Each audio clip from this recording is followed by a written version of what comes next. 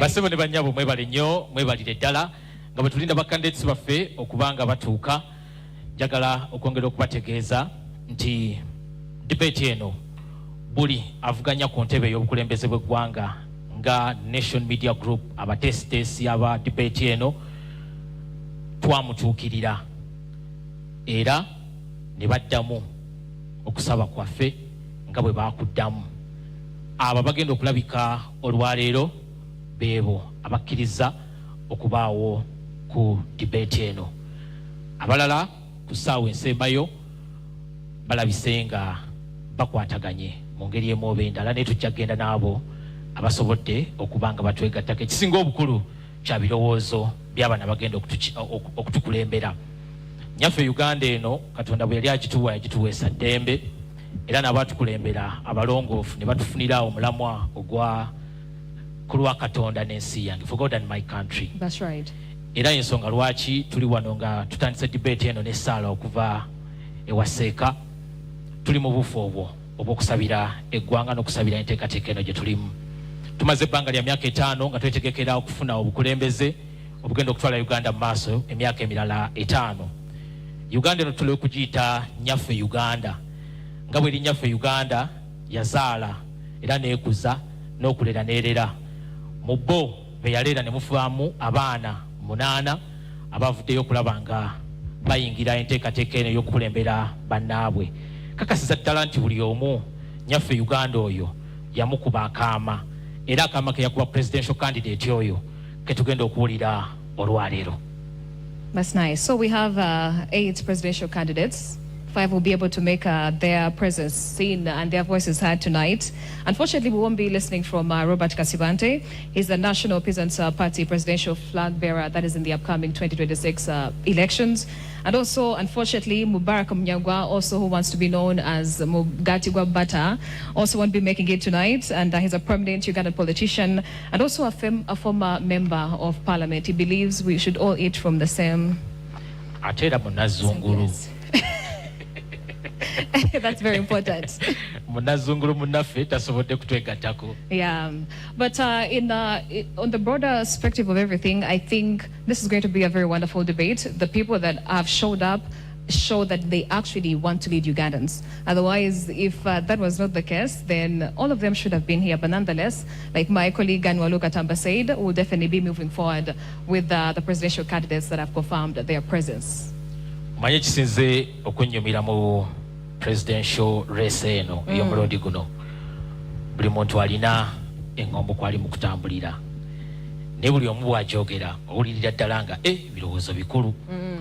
Waliwo abagamba nti okukuuma ebyo ebituukiddwako, ne wabeerawo n'abasuubiza okuleeta enkyukakyuka. Abalala bagamba kuleeta Uganda mpya. Kakati katulindirire abantu kye banaasalawo. Yeah,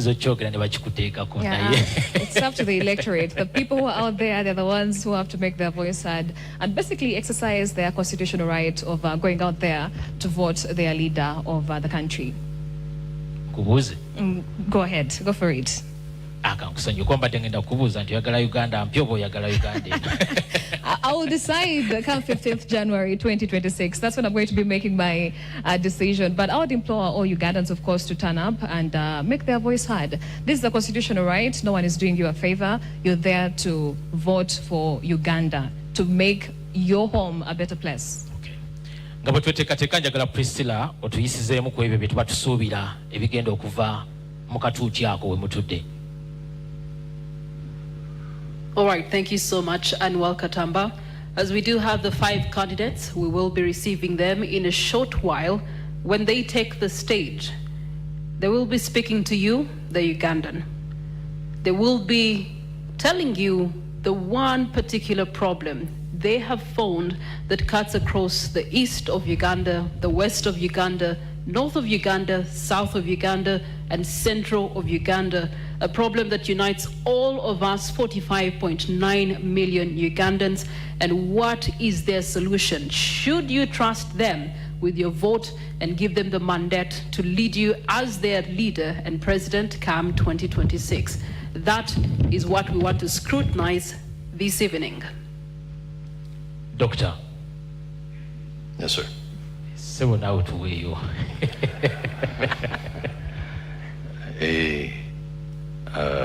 Wow. As my brother Kawesa always says. But what we're looking forward to is a very candid conversation, honesty, and promises easy to make, and you fail short. Not speak of someone who was once a novelist and wrote very candidly about some things, but he failed to deliver. We want to see what our 5 people here have to promise Ugandans and whether or not they can deliver on those promises. Allow me to interrogate the doctor here. What would be the definition of a promise? Because we have seen different people, different communities saying that promises were made and failed.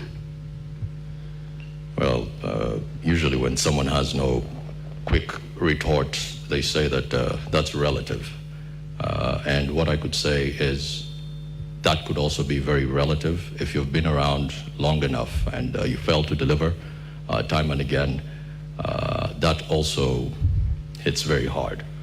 And as people are watching this presidential debate, what should they use as their measure for a promise to be kept?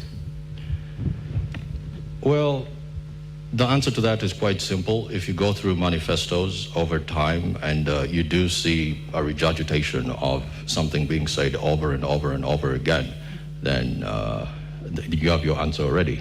So some of the candidates here that we're going to see have put out manifestos in the past. Some parties have been around for some election cycles, and it is time for us to interrogate, are you copying and pasting the same message that you had 5 years ago and putting it forth to us this time around?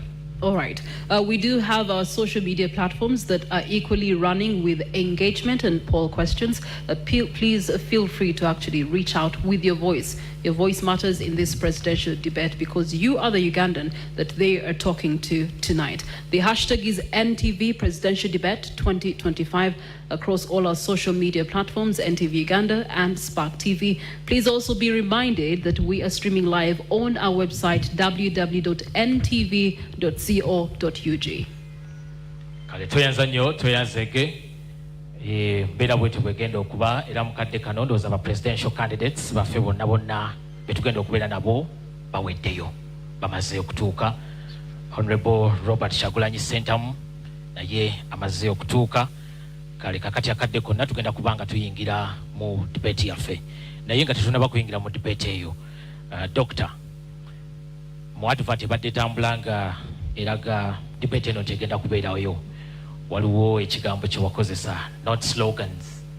Sebo wali otegeeza ki? But it's just ideas. Sebo tumenyere not slogans but ideas. Sebo wali otegeeza ki? Sikiriza njogera Oluganda. Waliwo abantu bangi abalowooza simanyi Luganda naye ndi musajja Muganda wawu. Wewetegereza okulonda okwensi gye bayita United States of America, we bafuna obwetuze independence in 1776. That was a while back from the British. Something interesting happened. Fast forward to the Ronald Reagan time, and something that was fascinating was Ronald Reagan came up with a slogan for his campaign. And when he came up with this slogan, it was Make America Great. Does that sound familiar? Yeah. Because someone used the same slogan in 2016, just added one more word, which is Make America Great Again. Okay. So if we are to go with sloganeering, then that is exactly what some people will do. They'll get away with murder just because you don't have a long enough memory to remember that there's a man who was once an actor, turned governor of California, turned presidential candidate, and won the election. Okay. Oh, the same Arnold. Kale. Ah, okay. Mukadde kano twanirize avuganya kuba president Frank Bulira Kabinga amaze okutuuka. Frank Bulira Kabinga onono yakwatidde ekibiina ki Revolutionary People's Party RPP.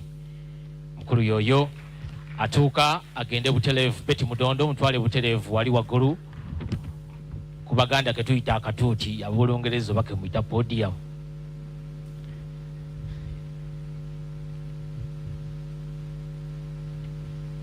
Omukulu oyo atuuka ebyobufuzi teyakabiyingira yabitandika ebbanga ddene emabega era nga yaliko mu kibiina eky'abaana DP abaali abavubuka KYD ate gye yava ne yeegatta ku Dr. Agre Kiyingi mu Uganda Young Democrats gye yava n'alyoka yeegatta ku kibiina kino ekya RPP mwaze okuvuganyiza ku ntebe ey'obukulembeze bw'eggwanga. Tukube engalo ezimwaniriza. So Frank Bulira Kabinga is a Ugandan politician and also the presidential candidate for the Revolutionary People's Party in the 2026 general elections. Up next, the other contender that will be joining us tonight is Honorable Nandala Mafabi. He is currently the opposition figure leading the Front for Democratic Change and is their flag bearer for the 2026 general elections. Please welcome Nathan Nandala Mafabi. Aba FDC we bali muri badembe okwaniriza omukulu ng'atuuka era nga Nathan Nandala Mafabi naye ebyobufuzi teyakabitandika yabitandikira ddala mwaka ogwa 2001 gy'abadde nga omubaka wa Parliament okutuukira ddala olwaleero ng'avuganya ku ntebe y'obukulembeze bw'eggwanga. Mukulu yakolako mu URA era akoze emirimu mingi nnyo okutuuka watuuse awo. Ssebo tukwaniriza era tulindiridde okuwuliriza ebirowoozo by'ogenda okutuwamu. Omutwale Butereevu ku katuuti Dokita n'amusoyezaawo ebibuuzo. And just to highlight his education, his A-level education, he attended Busoga College, Miri, Jinja. He also graduated from Makerere University in 1988 with a Bachelor of Statistics and Economics. He also followed that with a postgraduate diploma in education, and that was in 1989. And also, that was from Makerere. He also obtained a diploma in income tax administration, and that was from the Uganda Management Institute in Kampala. In 1993, he passed the Certified Public Accountant examinations, and that was both in Uganda and Kenya as well. Currently, like we said, he is the presidential flag bearer for the Front for Democratic Change. Basebone banyabu twanirize General Grigor Mugisha Muntu muna ANT sebo tukwaniriza ku debate ya feno etegekeddwa aba Nation Media Group ekitongole ekitwala NTV, Spark TV, olupapula lw'amawulire olwa Daily Monitor, radio okuli Dembe FM, Sakone KFM. Oyo omukulu oyo yadumirako n'amagye g'eggwanga era y'omu ku bannansi abeetaba obutereevu mu lutalo olw'abanunuzi abaleeta gavumenti ya NRM mu buyinza. Sebo tukwaniriza. Now, Mugisha Muntu was officially nominated on September 24th, 2025, and is also known for his calm, values-based political approach. And his focus has always been on addressing governance issues. He has also criticized the current government for its failure to convert the country's wealth into prosperity. That is the retired Major General Mugisha Muntu. Thank you for joining us. Basebone banyabo twanirize Joseph Mabirizi, Elton Joseph Mabirizi naye amaze okutuuka. Era ngono yavuganyako ne mu kalulu ka 2016 obululu akakiiko k'ebyokulonda ke baamuwa bw'anaaba afunye omukisa n'abutubuulira naye ssebo tukwaniriza ku debate eno etegekeddwa aba Nation Media Group era tulindiridde okulaba ebirowoozo byo ekiro ky'olwaleero. Elton Joseph Mabirizi is the presidential candidate for the Conservative Party. And that is in the upcoming 2026 general elections. Just like my colleague said, this is his second time contesting as president, and I'm very sure he's not new to these things.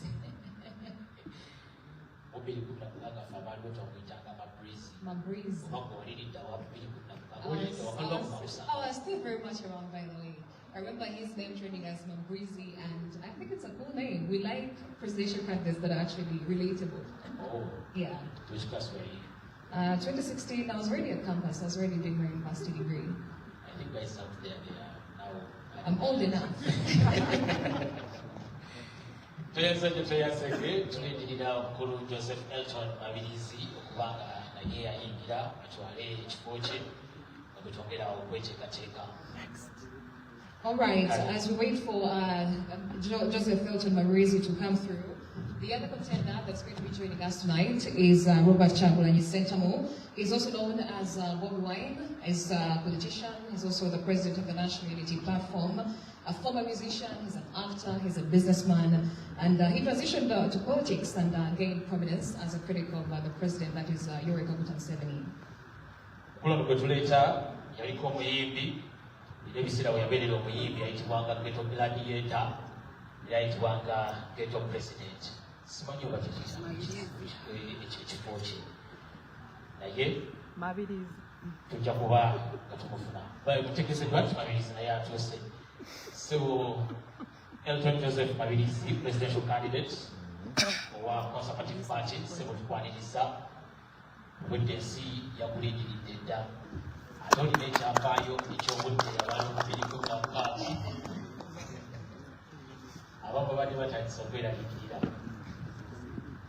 is Elton Joseph Mabirizi, the presidential candidate for the Conservative Party in the 2026 elections. He's doing it again as he's also joined by the party chairman, John Kendall Chamsi, and a nice combination. Conservative Party is in the house. Officially. The man. All right, Conservative Party is in the house. And now let's move forward to our final candidate of the night. That is Robert Chagulanyi Sentamu. He is the presidential flag bearer for the 2026 general elections on the ticket of the National Unity Platform. Please join us and welcome Honorable Robert Chagulanyi.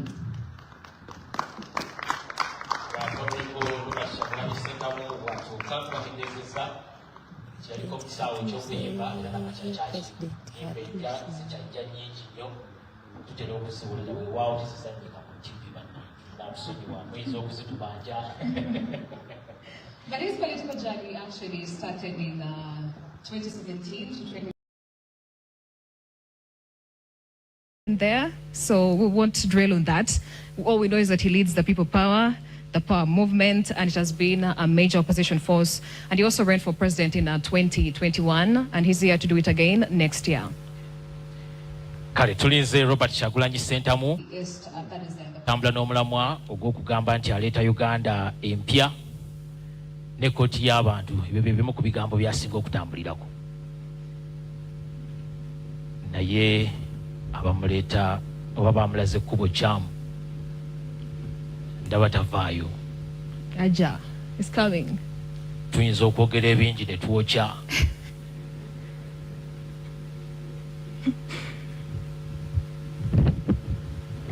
Naye abamuleeta oba bamulaze ekkubo kyamu tuyinza okwogera ebingi ne twokya. Number 10 year quote. I'm sharing the president platform.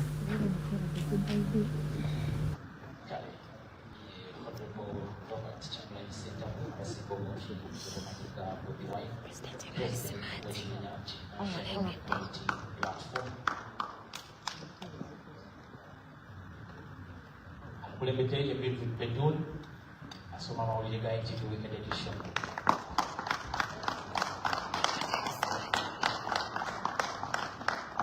Our final contender walking in right now, Honorable Robert Chagulanyi Sentamu. He's the president of the National Unity Platform. Doing this for the second time.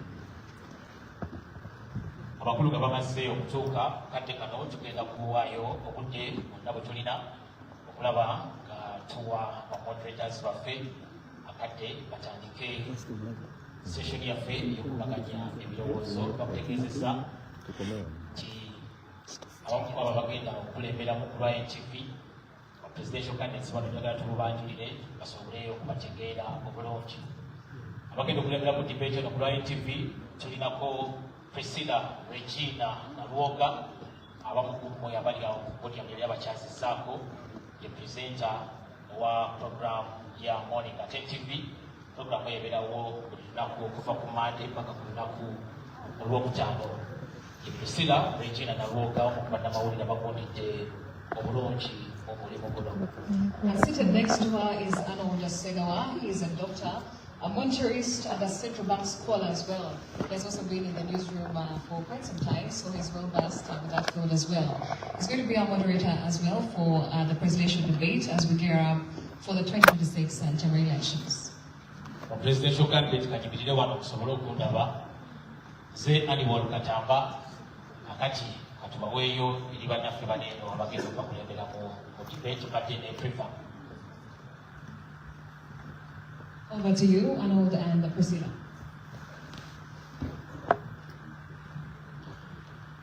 Good evening, Uganda, and to all watching us across the world.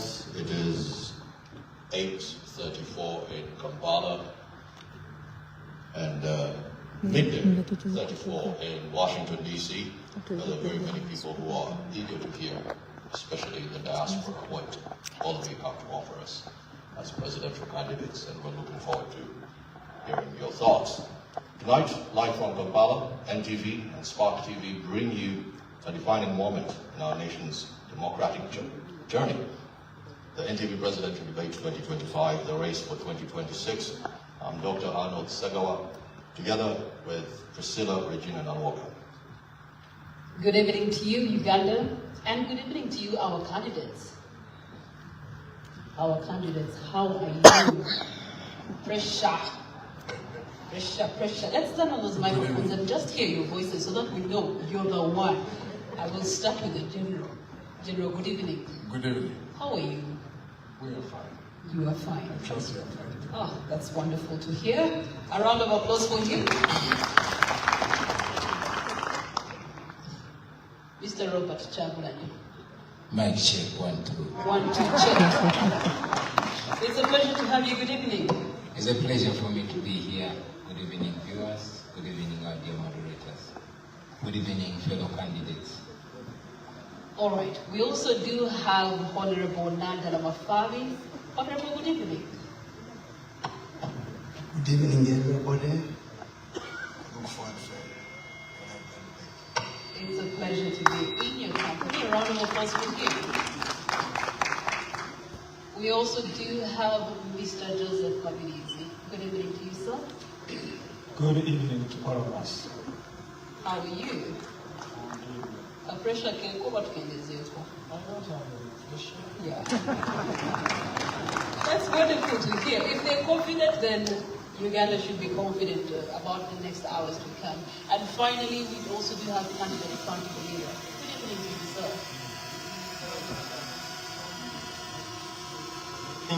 Dear Ugandans, and thank you so much NTV for this arrangement. And thank you so much for accepting our invitation and coming through.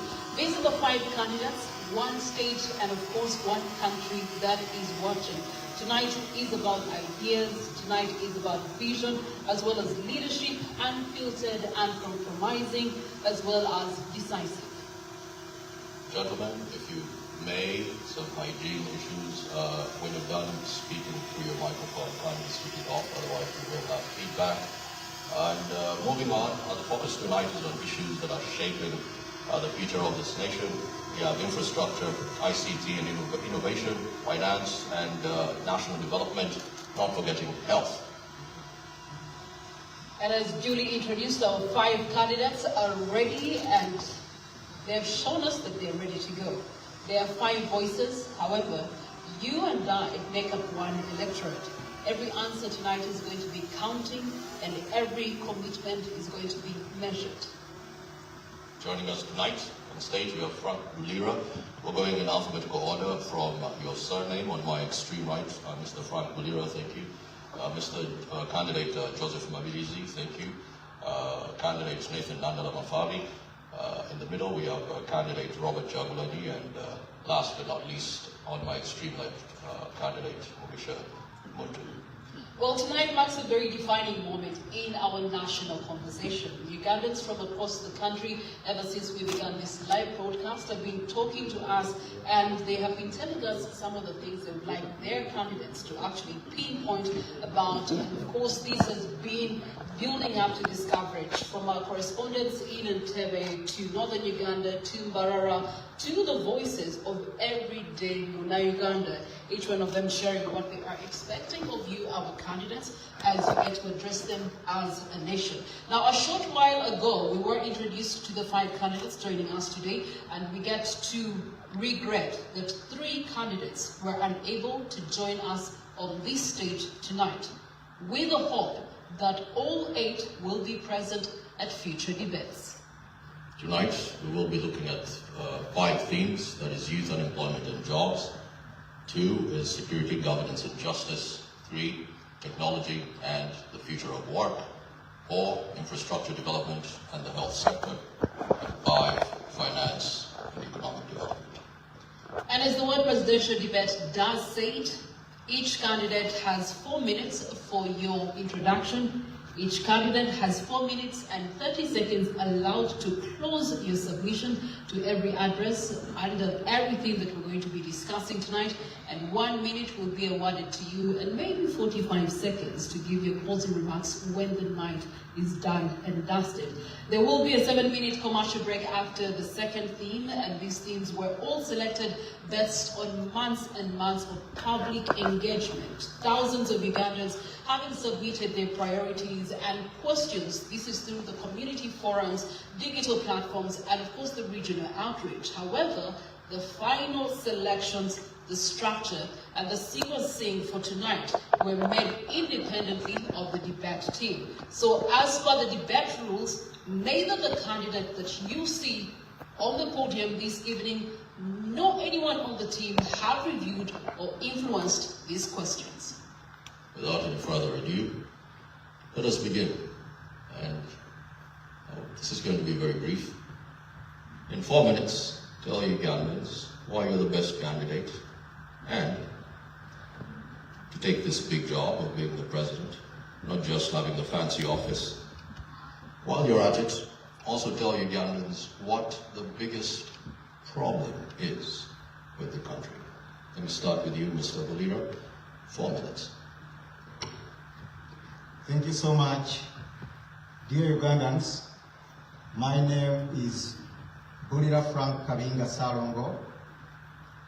I'm the presidential flag bearer for the Revolutionary People's Party, a party which merged with the Uganda Federal Democratic Organization, which was led by the late Dr. Aggrey Kiyingi. I'm here in the footsteps of the late fighter Dr. Aggrey Kiyingi, in the footsteps of our forefathers who fought for federalism, the Nkwangas, the Andrew Takome Kairas, the Dr. Paul Kawanga Semogereres, the retired Colonel Dr. Kiza Besigye's. I'm in this race not just to contest ceremoniously. I'm here to contest and deliver our opposition to State House. It has been a process of over 4 decades, and I think this coming election is going to close up each and everything. This is the time that we need to shape our country. There are only 2 big problems of our country, Uganda. Number 1 problem is Mr. Museveni. The second problem is the system of governance. That is why, as the Revolutionary People's Party, we are looking at federalism. Federalism is the way to go, and it is our core. The RPP, we believe that even if Mr. Museveni goes and we have another president, and we don't change the system of governance, we shall remain in the same problems. In my first 100 days, that's why I pledge that Uganda is going to go federalist. Bolira Frank Kabinga, I was groomed by the Uganda Young Democrats. I started my politics in the Kasubi Church of Uganda Primary School way back during the CA times. I joined the Uganda Young Democrats in the second generation after the Dr. Rurume's first generation of UID the Mabikes. I was part of the second generation, and I was the spokesperson of the Ugandan Democrats under the leadership of Susan Abo by then. Then I was the students leader for Ugandan Democrats until I joined Dr. Agre Chiyingi. I joined Dr. Chiyingi purposely because I wanted to remove Mr. Museveni, period. I didn't want to overstay in the opposition. You all much well know that Dr. Agre Chiyingi was standing in the true path of changing this country. In fact, if Dr. Chiyingi or Dr. Besigye had been in this race, I wouldn't have contested. Because they are the only two people who had solutions to changing this government, who were focused on removing Mr. Museveni and with realistic solutions. We have done enough politicking, and it is now time to remove Mr. Museveni. That is why I also argue my fellow candidates, fellow contestants, if they are really genuinely looking at removing Mr. Museveni first, to join me, and we remove Mr. Museveni. We shall sort other issues regarding parties and our aspirations after removing Mr. Museveni after 15th January. So I'm here, dear Ugandans, presenting myself as your next president come 2026. My campaign was derailed. As you know, Dr. Chiyingi, he was living miles away from Uganda, but he was the most feared man. Mr. Museveni feared Dr. Chiyingi more than opposition leaders sleeping in Kampala and Wakiso. You know that. It's a debate, Mr. Frank Mulira, your time is up, 4 minutes, but since you want to remove Mr. Museveni, then I ask that you move from your seat and come sit next to these two gentlemen, in between these two gentlemen who have also rightly said that they're doing the same thing. Please stand up and come and sit in between the general and the one who's promising in New Uganda. No, I'm number one. It is okay, we shall decide on 15. Thank you very much. Each candidate being reminded you have 4 minutes for your introduction. And now we know to the second candidate, Candidate Joseph Mabirizi. Good evening once again. My name is Elton Joseph Mabirizi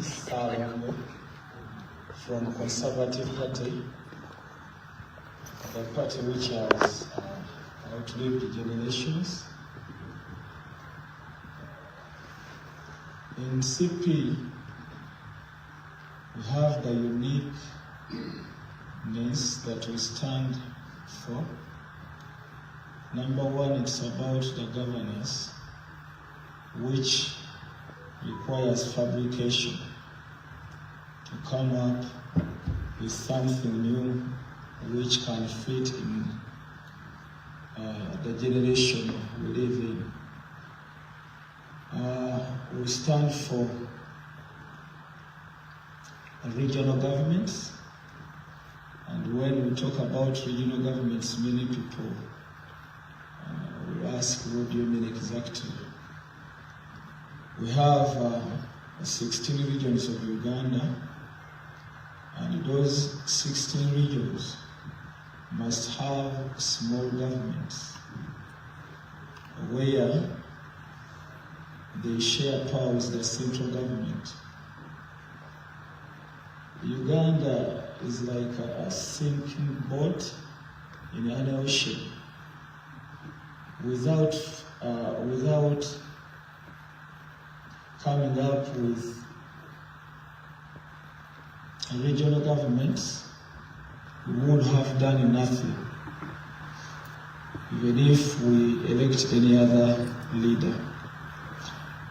So regional governments, this is where power is shared, resources, responsibilities are shared with the central government. And when you come up with such a government, you would have dealt away with so many problems of Uganda that we are facing today. For example, the problem we are facing where all authority belongs to one person, where security is just in the central government, where taxes are collected and just go into a small group of people to govern that. So there is a great need to institute regional governments to ease service delivery, and at the same time creating a lot of jobs, which is a problem that we are facing today, but also working on the system of education that we are having in Uganda, which does not help parents, it doesn't help the graduates, the learners, it doesn't help even the government. The first beneficiary of the citizens or the graduates, it is the government. But when they finish, you find that there are no jobs, which has created a lot of dependence. People are working, are very few, and many depend on others. Thank you. Thank you for that, sir. On to you, Mr. Mafabi. My name is Nathan Mandara Mafabi. I came in this election. I come from Front for Democratic Change. Our theme is fixing the economy and the money in our pockets. The current problem in Uganda is three-phase: corruption, that is greed, poverty, injustice. I have worked in the whole country. You discover poor mothers, poor fathers, who are selling tomatoes, oranges. They cannot even make enough to feed their families. Our children go to school. Out of 10 children who join primary school, only 2 reach P7. That means they have 80% dropout. You go to the health center, they will refer you, go out for medical attention, go and buy medicine, go for scan, and those are the main things which bring us in this election. And what's the problem? We have been around for 40 years. We have been talking about peace, peace, peace, and I don't think Ugandans can now eat peace because the peace is there. What we need is people to have jobs, and when they have jobs, they will earn a living. We look forward to investing in agriculture. We look forward to investing in education. We look forward to investing in the health sector. We look forward to investing in infrastructure. I come with experience because I have studied all those. I come with experience in economy, in accounting, in taxation, in knowing poverty, how it's painful. I have worked. Unfortunately, I mentioned that only maybe you are there, but I was in mutual finance. I worked for World Bank, and we have advised many governments, and have come up with poverty. So I am coming here with experience to help Uganda to move forward. I come as an employee. I want to be a servant, serve you with all my energy to ensure that people of Uganda can have the 3 meals which are designated in our lives. I am aware that we are 8 candidates, but each of us has his own manifesto. Our manifesto is very clear, it is spelling out what is supposed to be done. We want to create jobs. 60% of the youth are unemployed. 84 people live on 14 people. This is the danger, and this is the biggest insecurity we are having in our country. You get people are walking on the street from morning to evening, looking for what to do, what to eat, and this is causing a lot of problems in our country. In fact, the next time bomb is from the unemployment of the youth. Currently, our economy is structured in such a way that the service sector, which is contributing about 50%, is externalized. That's the telecom, that is the financial sector, and even the industrial part is belonging to the foreigners. Local Ugandans themselves, who live on agrarian economy, which contributes almost 80% of our livelihood, are only having a 23.8 GDP contribution, meaning that our people are living as slaves in their country. This is what we need to resolve, and it's urgent, and it needs somebody who's experienced in that area. In my life, I've been in Parliament for 25 years. I have been there advocating for justice. I've been advocating for, because there's a lot of social injustice, I have been advocating for this issue to do with poverty alleviations. Every election, we see a different thing that they are doing. In 1996, they brought it underground. In 2001, they brought it Kurambeka. In 2006, they brought Bonaba Gagawa. In 2011, they brought Prosperity for All. In 2016, they brought Emioga. In 2021, they brought Operation Noise Question. Now in 2026, PD. If these were really aiming to remove poverty, and they have not done, it means there's total failure in the government. Our government lacks transparency, management, and corruption is at the theme. Thank you for your submission, sir. Let's move on to candidates. Robert Chapman. Thank you very much, dear distinguished moderators, honorable colleagues with whom I'm running for the noble responsibility of leading our nation, ladies and gentlemen present here, and those watching us from afar. I am humbled to be here contesting to lead our country, and it's great pleasure and honor to be representing the common people of our country. As a person who comes from the ghetto and rose to represent the nation at the highest level, I cannot take any further pride than that. But also, I am aware that we are in a nation that is at crossroads. We had independence 63 years ago, and 40 of those years have been covered by one man who has reduced our country to a failed state. Absolutely, it is clear to all and sundry that this nation, which is primarily young, has clearly made a decision, only that they have been stifled. I am aware that I will be taking over a nation where 1.5 babies are born every year, taking over a nation where almost half of the budget goes to servicing debts. I'm aware that I'm taking over. What we promise is a new Uganda which is going to reset. Our country has completely been messed, and it needs to start afresh. Every institution has been captured, and we intend to start again in a new Uganda where people are going to be servants, where citizens of Uganda should take over power to decide the destiny of their lives. As we stand right now, the people of Uganda don't have a vote, they don't have a voice, and they don't have power over their nation. Its state has been captured completely, and we hope to liberate not just the citizens, but also those that are leading the country.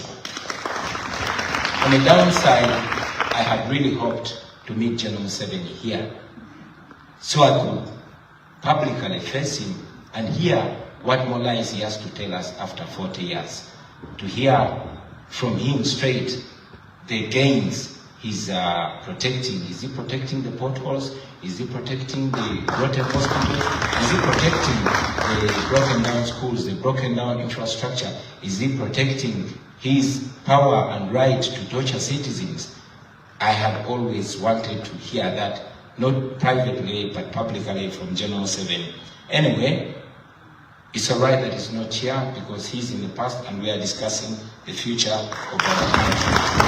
So I'm very glad and I hope to share ideas and to teach and learn from these our colleagues. But of course, I must assert it that the people of Uganda, especially the young generation, the new generation that I largely represent, is committed to changing their country and to taking back the right to determine their destiny. I am ready and committed to lead the charge to change Uganda, so help us the Almighty God.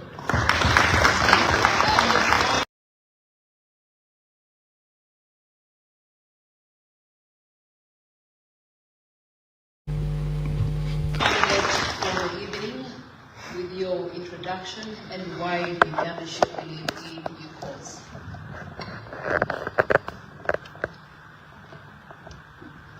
Thank you, dear moderators. Making this opportunity again to thank all Ugandan citizens who are sitting in this room and those who are watching us. I'm called NTV Uganda. I hold the flag for Alliance for National Transformation, whose mantra is values-driven leadership. We enter this race very well knowing the state of our country. For 63 years, we've been in a vicious cycle. John Museveni being the 9th president, regime after regime, promises are made, promises are never fulfilled. And we reach a point where we believe that there must be something up there that causes leaders to get up there in spite of the promises that they do make. What makes them drunk to a point where they lose direction, they don't fulfill promises, they trample on citizens, and unfortunately at this point in time we have not even had the experience where one leader hands over power to another. That's sad. Some of us had hoped that we would see the breaking out of that vicious cycle. Where we're heading, we are not so sure whether that will be or not. We'll keep on struggling. We hope that we'll see that at some point. We've been moving around the country now for about 2 months.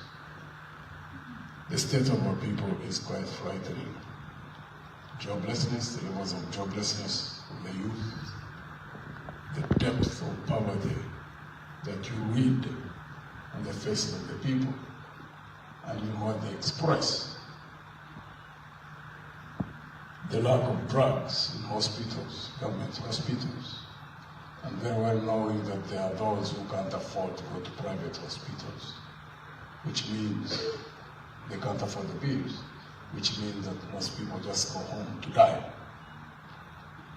That's been going on for quite a while. In the area of joblessness, even the few jobs which are viable, not only at the national level, but even at the local government level, because they have so far gone through 74 districts. And I made it a point to ask everywhere we go whether there are transparent systems of young people getting jobs. And the response has been uniform throughout. I've not been to a district where I've got a response that you can go and interview, and when you succeed, when you are the best, that you can get a job, unless you know someone, unless you get bribe. That's quite frightening, that government jobs can be sold. So the people out there who still believe that General Museveni should continue, I've been urging them on the campaign trail. But considering that state of affairs and the frightening levels of corruption in this country, we lose 10 trillion Uganda shillings, that's about 2.7 billion United States dollars every year, that they should be considered. General Museveni should just simply be retired peacefully on 15th of January. And I've been urging them to look amongst the 7 of us and select one who can lead this country from the vicious circle in which it is, the mess at which we are, also considering the levels of the frightening levels of debt, that they look for a capable person. And I always project myself because of. Thank you so much, Mugisha Muntu. 5 candidates. We do also have 5 themes for the presidential debate.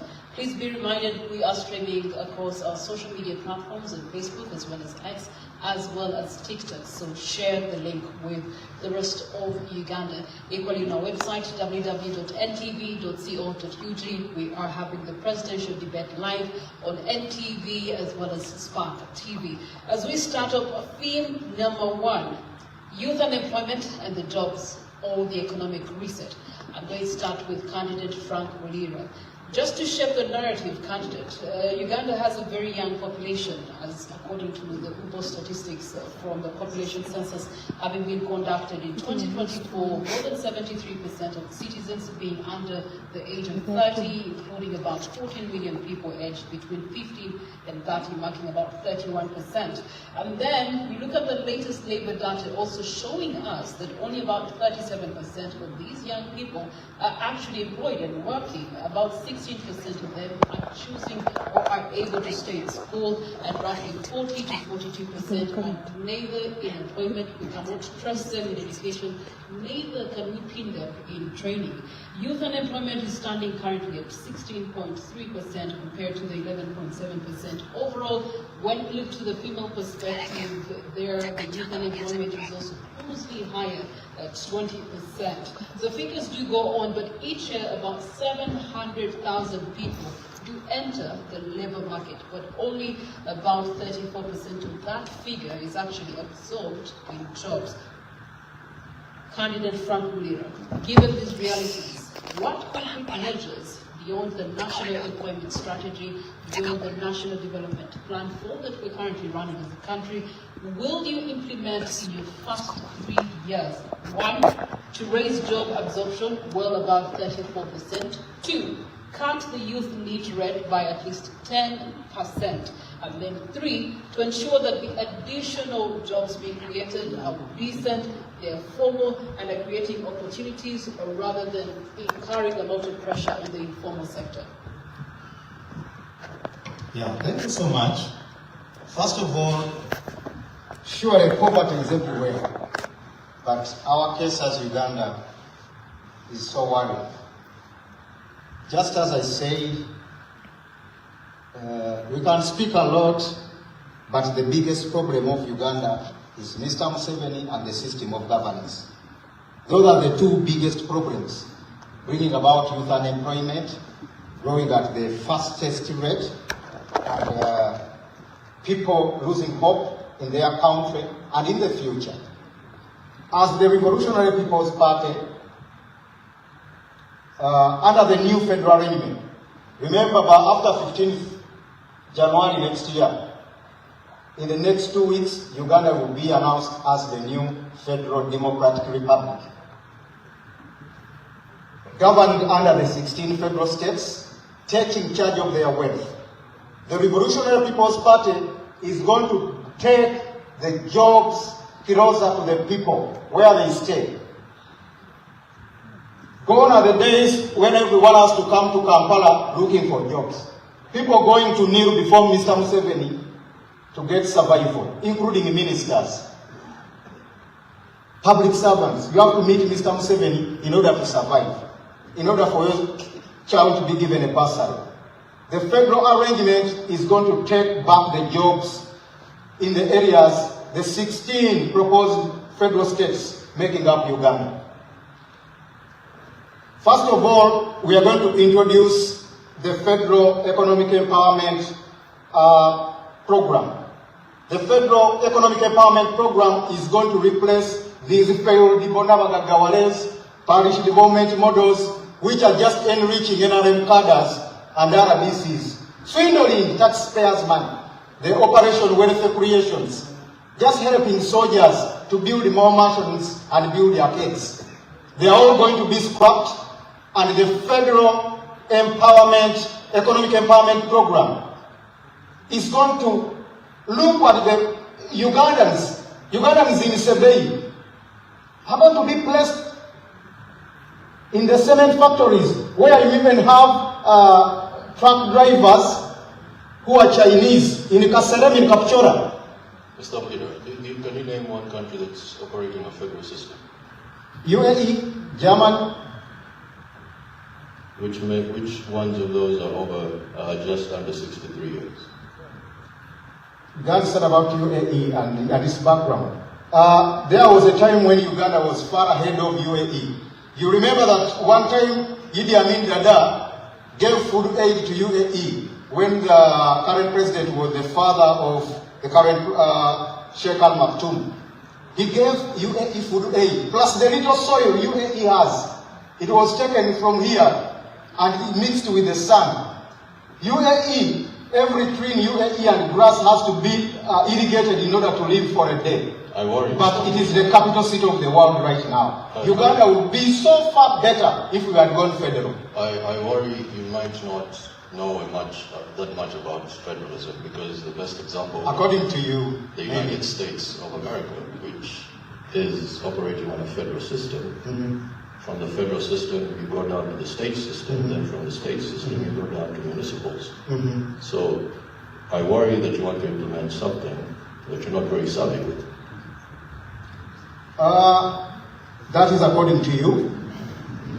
No, this is the biggest economy in the world. So if you're to give an example, at least let's go with one that has... I give the example of UAE because it's the country I know most.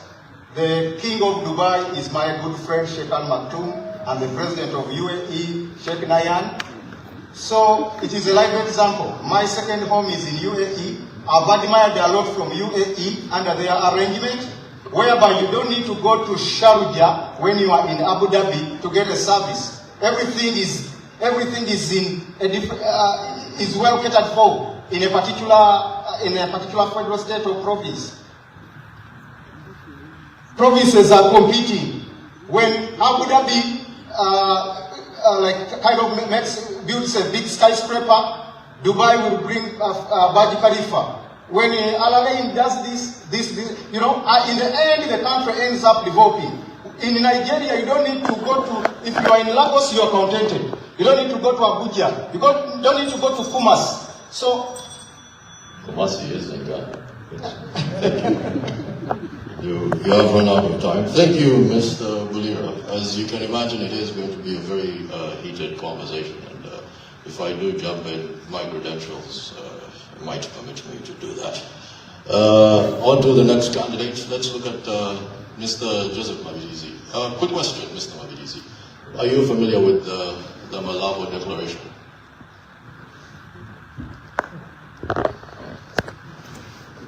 Could you kindly switch on your mic?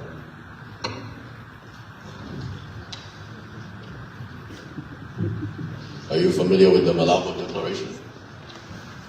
So many declarations has been done. That is a yes or no question. So which one do you mean exactly? Malabo Declaration, Africa Union.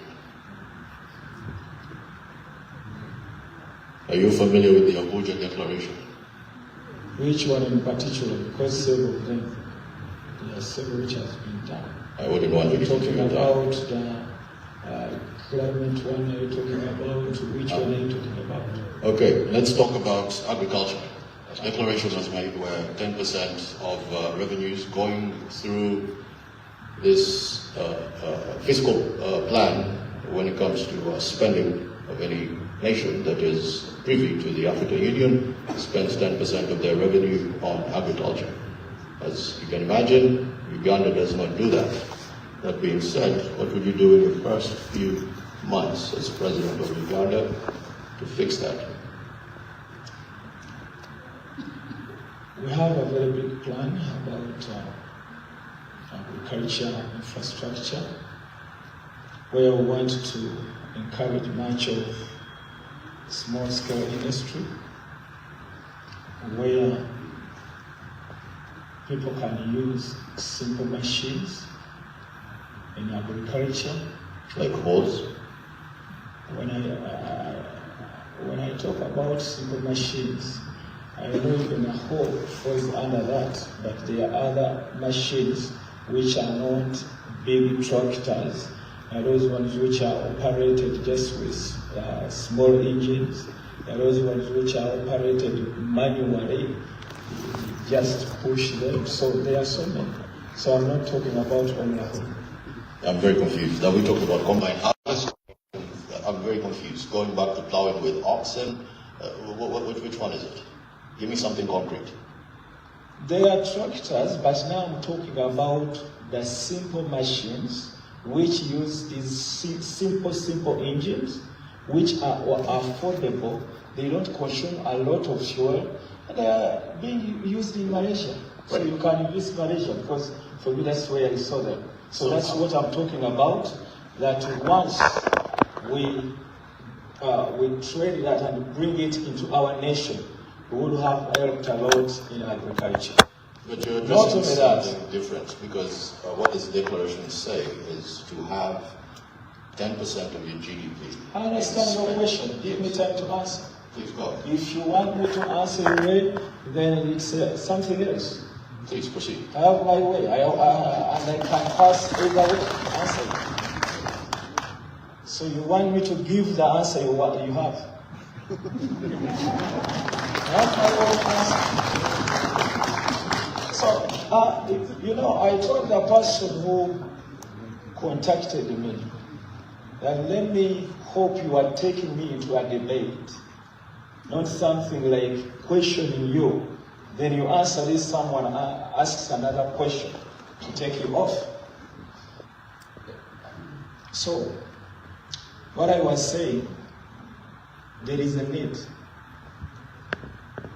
to get that into that modernization agriculture, where we need to import simple machines to empower agriculture sector from the regions. And once you've empowered all the regions, having shared the power, responsibility, where the regions, they are also responsible for collecting taxes, and after collection of taxes, they only give 40% to the central government. Then 60% remains in the region. So the regional governments, they are responsible to institute and put into practice what fits their region according to agriculture. So it will be the responsibility of the regions sitting and deciding. Even what the declaration aimed at may be less. Each region will decide according to the need of that region. That's what we call shared power. It's not about only one person dictating that things should move in this direction or the other direction. That will be the responsibility of the regional governments. Makes sense. Thank you. All right, as we do go on, be reminded that our first theme of the night is youth unemployment and economic reset. This is where we'd like to turn to Honorable Robert Chagonani Sentable, one who has quite a large youth following. These are young boys and girls who need technical skills that are primarily scarce in our country right now. We look to training, we look to education, vocational education, and we also look to tertiary education that is still by and large weak. And also the digital economy is leaving so many people behind. From what you have seen in the many days you have been all over this country, if you were to become president, what immediate reforms will you use to drive an overhaul in Tibet, and then also build real digital skills and ensure that the young person you have been meeting on this campaign trail is actually not locked out of the future? Thank you very much. And I'm glad you mentioned that indeed we've been traveling all over the country. For me, this is more realistic than idealistic. These are not just statistics, these are realities. These are people who've been there, and in every urban town we've seen hundreds of young people that show up, that are desperate, they're strong, they're talented, they want to work, but these are young people that have been failed by a system. It should be noted that Uganda is ranked the most entrepreneurial country in Africa. However, the young people are being failed because 70% of the small businesses that are started do not live to complete one full year. They are failed because of high taxes. They are failed because of the cost of money, high interest rates. They are failed because of high electricity rates. They are failed because of high transportation. This comes because of the broken down transport infrastructure. As a national unity platform in the new Uganda, we have a plan of establishing 10 million jobs. On here, we're going to do this by leveraging the tourism sector. As you know, Uganda is immensely gifted. We're going to leverage the manufacturing sector, and most importantly, the creative industry. Now, having come from the creative industry, I know the potential of the creative industry. Uganda is equally as talented as Nigeria, or even more talented. But looking at the Nigeria's creative industry, it is almost outcompeting the oil industry. In fact, they call it the new oil because it is largely seen as even more engaging and more incorporating of young people, of the ordinary citizen, than the oil sector. Now, our plan is as follows. First, we want to empower and support the small, medium enterprises and the cottage industries. Now, for the benefit of our voters out there, cottage industries are the small scale industries, mainly in homesteads that are majoring in production. These, we must understand, looking at the growing economies of the world, these have been the unsung heroes of these growing economies. China, India, Brazil, name it. So, looking at these examples, we think it can be a benefit in Uganda. I'm looking at areas, especially these that are near borders, like Arua, like Chisoro, like Kabale. If they are supported, they could boost even production, and they could even boost export. Looking at production of textiles. When you say supported, what does that mean? Supported means cutting down, reducing the cost of doing business, reducing the power costs, reducing the cost of money, reducing the interest rates, investing in transport infrastructure. This would make it easier for them, and it would boost them. Also, it's important to mention that in this line, we want to boost production. In our manifesto, we presented our school feeding program, where the government is going to be feeding children at school. Now, the people that are going to be supplying these foodstuffs are going to be the ordinary citizens. And in the new Uganda, the government will work with the Parent Teachers Association, the PTA, to ensure that they identify not only the most vulnerable, but also the most trusted and competent suppliers, the eggs, the wheat, the rice, the flour, to feed the children. This way, we're going to be able to support even the small producers, the women, and the ordinary people out there. We believe that this is not only going to boost education, but it's going to help in youth unemployment. We also intend to modernize our skills development. Your time is spent, but I'm going to allow you a minute. You have made recognition of manufacturing and tourism. These are high level in terms of strategic for any presidential candidate. Leaders have been describing it as Uganda's economic growth. However, there's one structural problem that still hinders both sectors right now, and that is unreliable power supply and high electricity costs. What's your solution? Well, the high electricity costs can be renegotiated. As government, we can go as far as renegotiating with Buchagari to ensure that the power comes down, because that is what is going to help the productivity. There's one thing, if you will allow me also to talk about, that's the exploitation.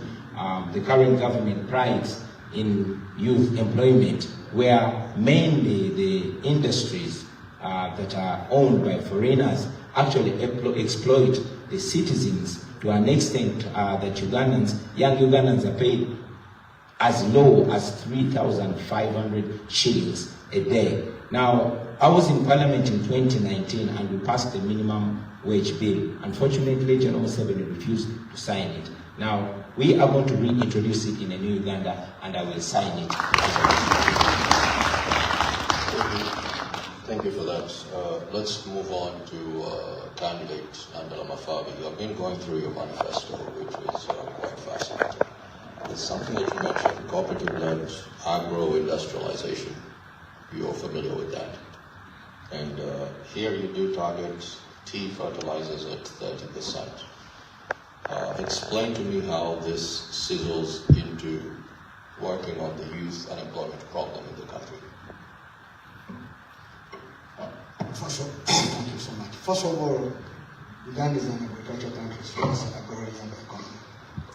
And the youth we have currently, if I give you an example, most of them are living in schools, or they have moved out of school, but they don't have land.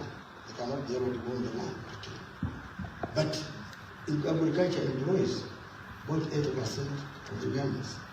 Now, as a government, which should be serious government, should ensure that Ugandan citizens are employed. We're looking at skilling the youth. And you skill them in what you have. For example, you skill them in agriculture, you skill them in construction, you skill them even in ICT.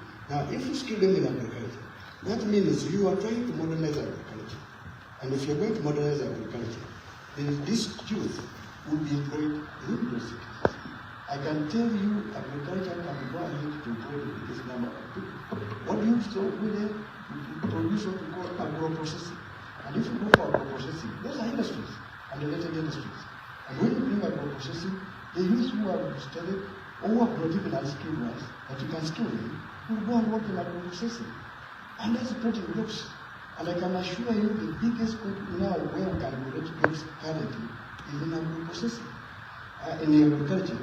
And Uganda has an advantage, as I said, God has given us the best way. You can do anything. Now, for example, here we used to have 4 cash crops, and the cash crop meant where we used to get cash. That was coffee, cotton, tea, and tobacco. And the cotton we are raising, it is called, the cotton is called white gold. Now, what does we talked about tea? The tea is called magnetic money. Now, the tea, you see, right now you speak, the soils which have been growing tea have been taken to do other things. But why we're talking about fertilizers, you need to push that to go more tea. And currently, even the activity that growing, there's a lot of that which are being paid farmers. And the farmers are getting discouraged. A good government should not make farmers get discouraged.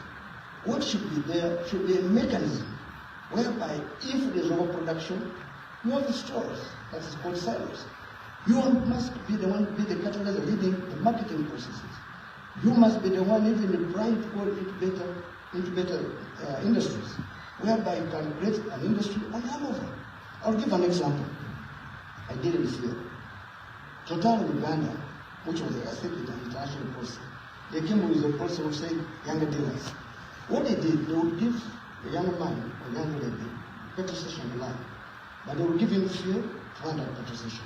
They would be deducting the margins, but leaving him or some money. Give him a period of about 3 years, they say he must exit, so that they bring another new dealer. And the purpose was to train them how to manage business. Many of them got out and updated their own petrol station, they're up there. If government of Uganda did the same to do education like that, whereby we pattern, even with private sector. Another example I can give in the pattern in nature.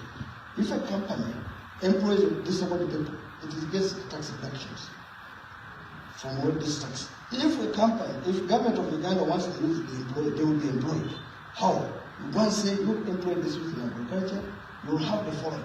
1, tax exemption, you will reduce tax.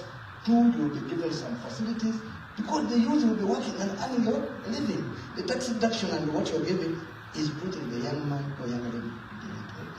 I can tell you, agriculture is one of the places we should invest more money, whereby we can have our youth employed. You talked about, listen to me. I know you're running out of time. I just want you to touch on this, right? Having worked for the World Bank, Rwanda does a very good job in Nyungwe with the tea processing. How would you use that example to address that? I just want you to help us on that. That's actually a positive, because I'm listening to a lot of sense here.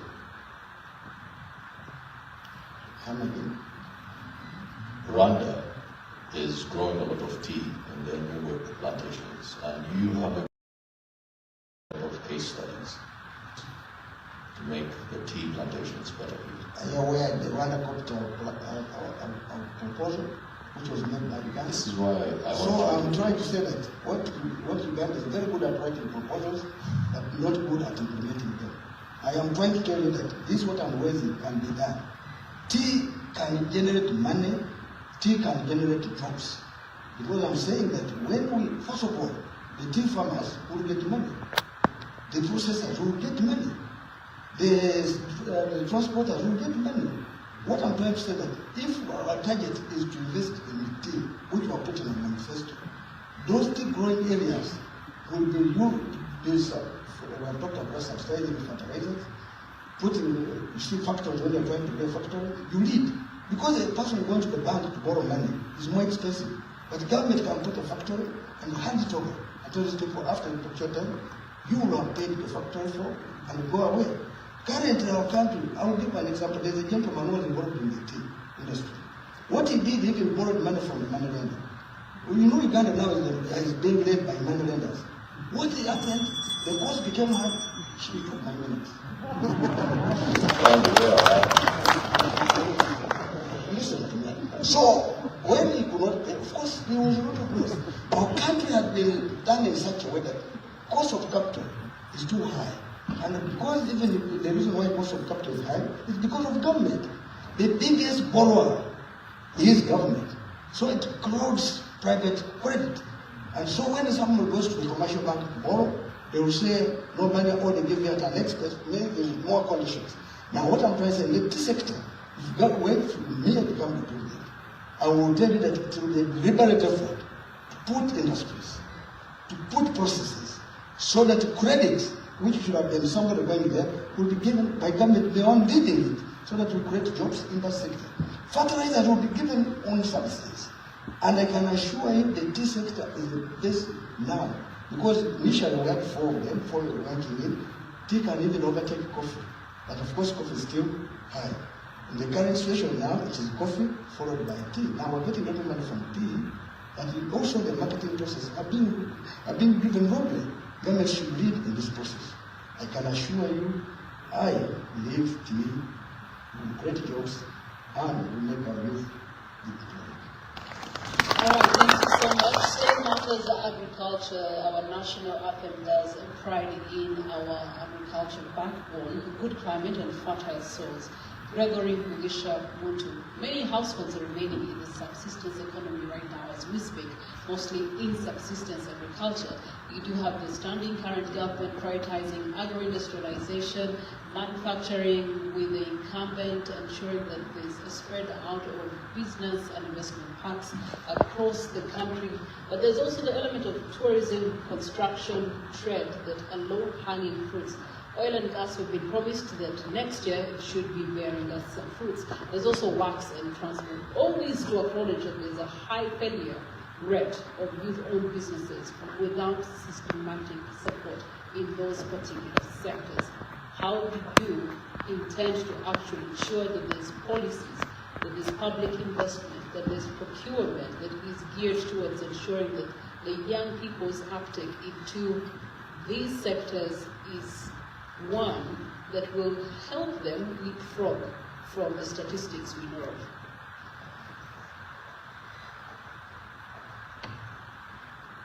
The measure of development of a country must be reflected in the development of the people first and foremost.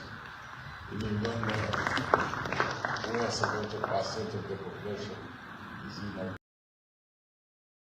agriculture, fisheries, crop as well as dairy.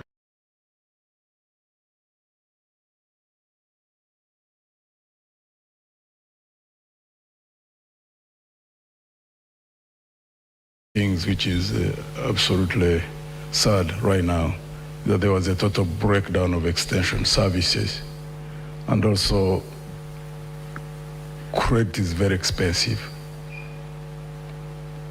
other than PDM, which is touted all over the place, which is only 1 million, it cannot help farmers who want to invest, one, raising money for quality seeds, buying fertilizer in areas where you find that the soils have got depleted.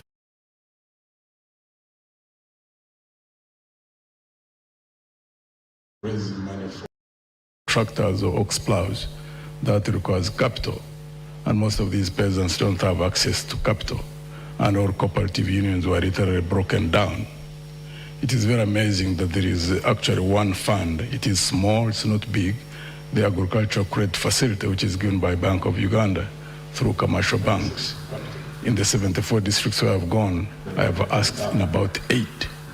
It's only in one district of Moya where only 2 people raised their hands who were aware of such existence of such a fund.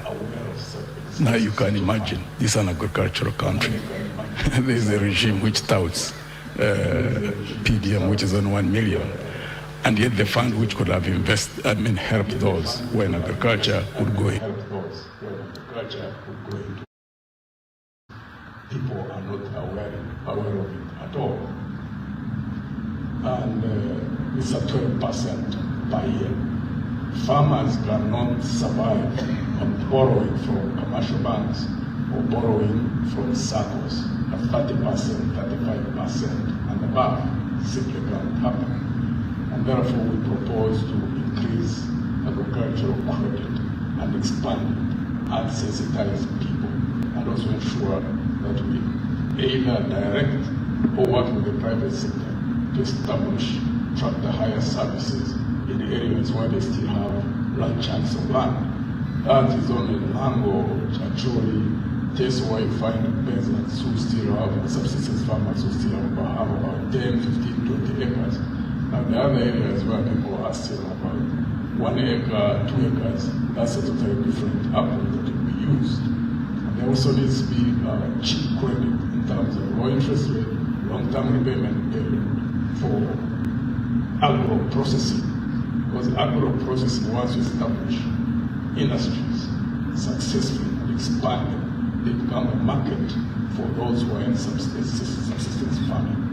And also in the area of tourism, low-hanging fruit. But Uganda is one of the countries in the region which doesn't advertise Uganda, market Uganda. I think the countries which aggressively market the countries is Tanzania, Kenya, and Rwanda. Uganda has entries about 1.2 million tourists who come in. Kenya and Tanzania has about 2.5. If Uganda was able to advertise itself, it could considerably compete in this country and so many opportunities that there are in terms of tourists, and increase that rate from 1.2 to possibly about 5 million people. The employment and the levels of opportunity that there will be, those will be expanding the base in the country, those will invest into cottage industries, because that will also be a market for agriculture and those who are agro-processing. If you get like 4 million folks in this country, great market for those, someone who is producing yogurt, someone who is growing carrots and cabbages, someone who is packing rice, someone who is all nature of things. Uganda has not, I think they are sleeping on the job when it comes to tourism in that regard, this regime. It will be our intention to ensure that we fully exploit the area of tourism, because it's not called a low-hanging fruit for nothing. Because investment doesn't take a long time. Marketing itself, once you have skilled advertising, there are so many Ugandans who are skilled in marketing, we can increase the tourist entries significantly in 5 years' time, and it will be a very big area for employment. Okay. In your NTV manifesto 2026-2031, you are also very big about monitoring and evaluation of the manifesto you would have put out should you become president come 2026. What would be the indicators of success for the things that you have mentioned, particularly increasing the agriculture credit and also creating markets beyond our borders?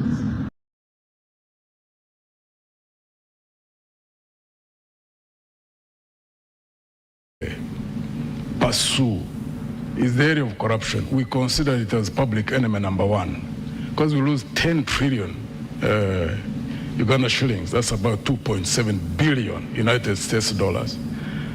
And if you tackle first and foremost grand corruption, you know, where there are contracts for roads, contracts for water, contracts for energy facilities, where there are hundreds of millions of dollars which are lost, and you crack down, because we in our own party, we believe that if we dedicate effort in a span of 2, 3, 4, 5 years, you can reduce the loss through corruption of 2.5 billion.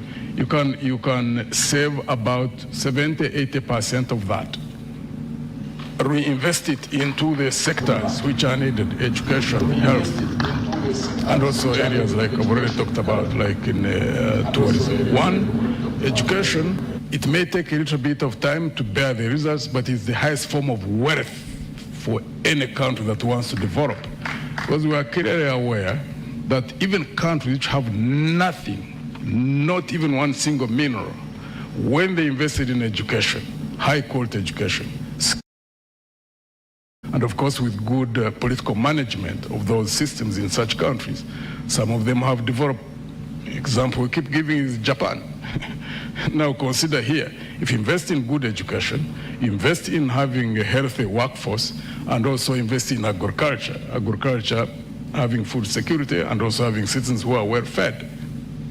When you have those, plus the mineral potential which we have, and good political management, the sky is the limit for this country.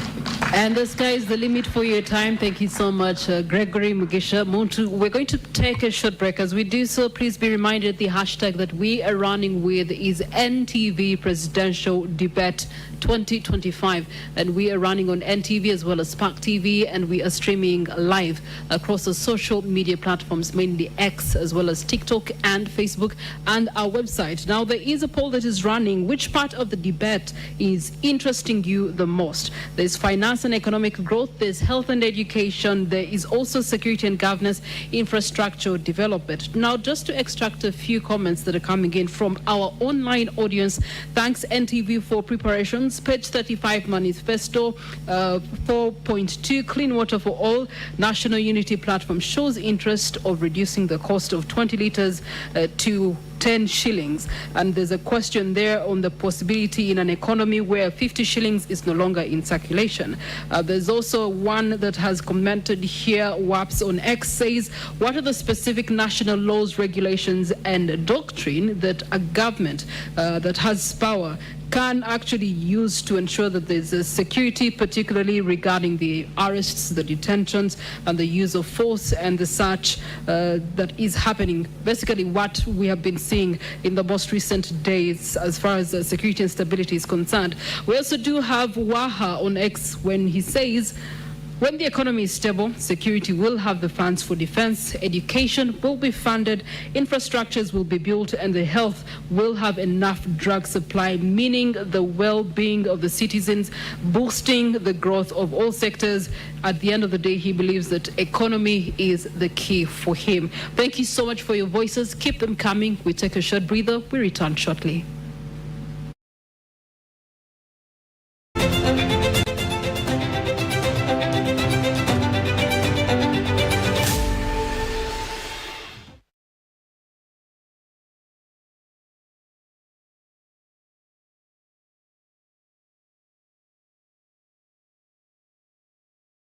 And thank you very much, dear distinguished moderators, honorable colleagues with whom I'm running for the noble responsibility of leading our nation, ladies and gentlemen present here, and those watching us from afar. I am humbled to be here contesting to lead our country, and it's great pleasure and honor to be representing the common people of our country. As a person who comes from the ghetto and rose to represent the nation at the highest level, I cannot take any further pride than that. But also, I am aware that we are in a nation that is at crossroads. We had independence 63 years ago, and 40 of those years have been covered by one man who has reduced our country to a failed state. Absolutely, it is clear to all and sundry that this nation, which is primarily young, has clearly made a decision only that they have been stifled. I am aware that I will be taking over a nation where 1.5 babies are born every year, taking over a nation where almost half of the budget goes to servicing debts. I'm aware that I'm taking over. What we promise is a new Uganda which is going to reset. Our country has completely been messed and it needs to start afresh. Every institution has been captured and we intend to start again in a new Uganda where people are going to be servants, where citizens of Uganda should take over power to decide the destiny of their lives. As we stand right now, the people of Uganda don't have a vote, they don't have a voice, and they don't have power over their nation. The state has been captured completely, and we hope to liberate not just the citizens, but also those that are leading the country. On the downside, I had really hoped to meet General Museveni here, so I could publicly face him and hear what more lies he has to tell us after 40 years. To hear from him straight the gains he's protecting. Is he protecting the potholes? Is he protecting the rotten hospitals? Is he protecting the broken down schools, the broken down infrastructure? Is he protecting his power and right to torture citizens? I have always wanted to hear that, not privately, but publicly from General Museveni. Anyway, it's all right that he's not here because he's in the past and we are discussing the future of our country. So I'm very glad and I hope to share ideas and to teach and learn from these our colleagues. But of course, I must assert it that the people of Uganda, especially the young generation, the new generation that I largely represent, is committed to changing their country and to taking back the right to determine their destiny. I am ready and committed to lead the charge to change Uganda, so help us the Almighty God.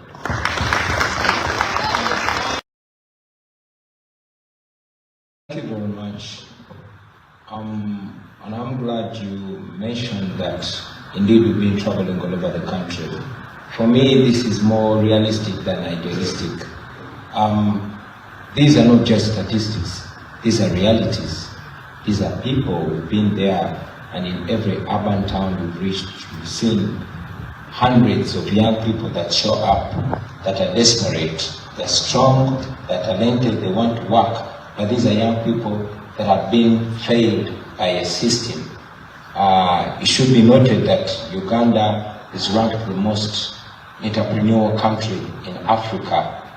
However, the young people are being failed because 70% of the small businesses that are started do not live to complete one full year. They are failed because of high taxes, they are failed because of the cost of money, high interest rates, they are failed because of high electricity rates, they are failed because of high transportation. This comes because of the broken down transport infrastructure. As a national unity platform in the new Uganda, we have a plan of establishing 10 million jobs. And here we're going to do this by leveraging the tourism sector. As you know, Uganda is immensely gifted.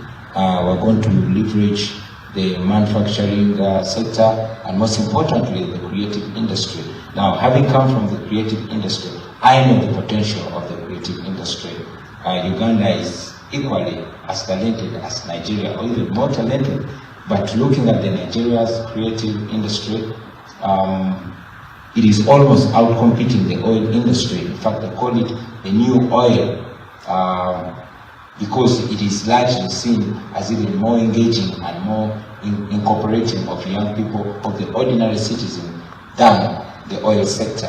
Now, our plan is as follows. First, we want to empower and support the small, medium enterprises and the cottage industries. Now, for the benefit of our voters out there, cottage industries are the small scale industries, mainly in homesteads that are majoring in production.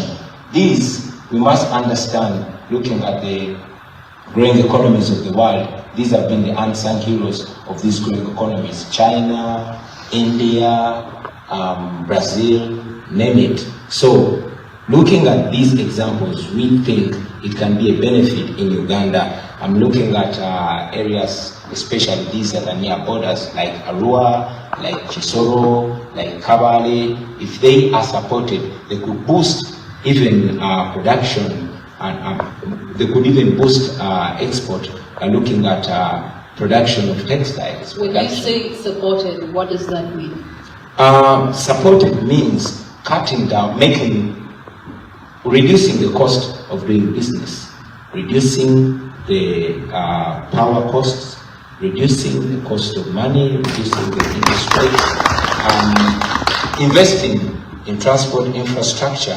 This would make it easier for them and it would boost them. Also, it's important to mention that in this line we want to boost production. In our manifesto, we presented our school feeding program where the government is going to be feeding children at school. Now, the people that are going to be supplying these foodstuffs are going to be the ordinary citizens. And in the new Uganda, the government will work with the Parent Teachers Association, the PTA, to ensure that they identify not only the most vulnerable, but also the most trusted and competent suppliers, the eggs, the wheat, the rice, the flour, to feed the children.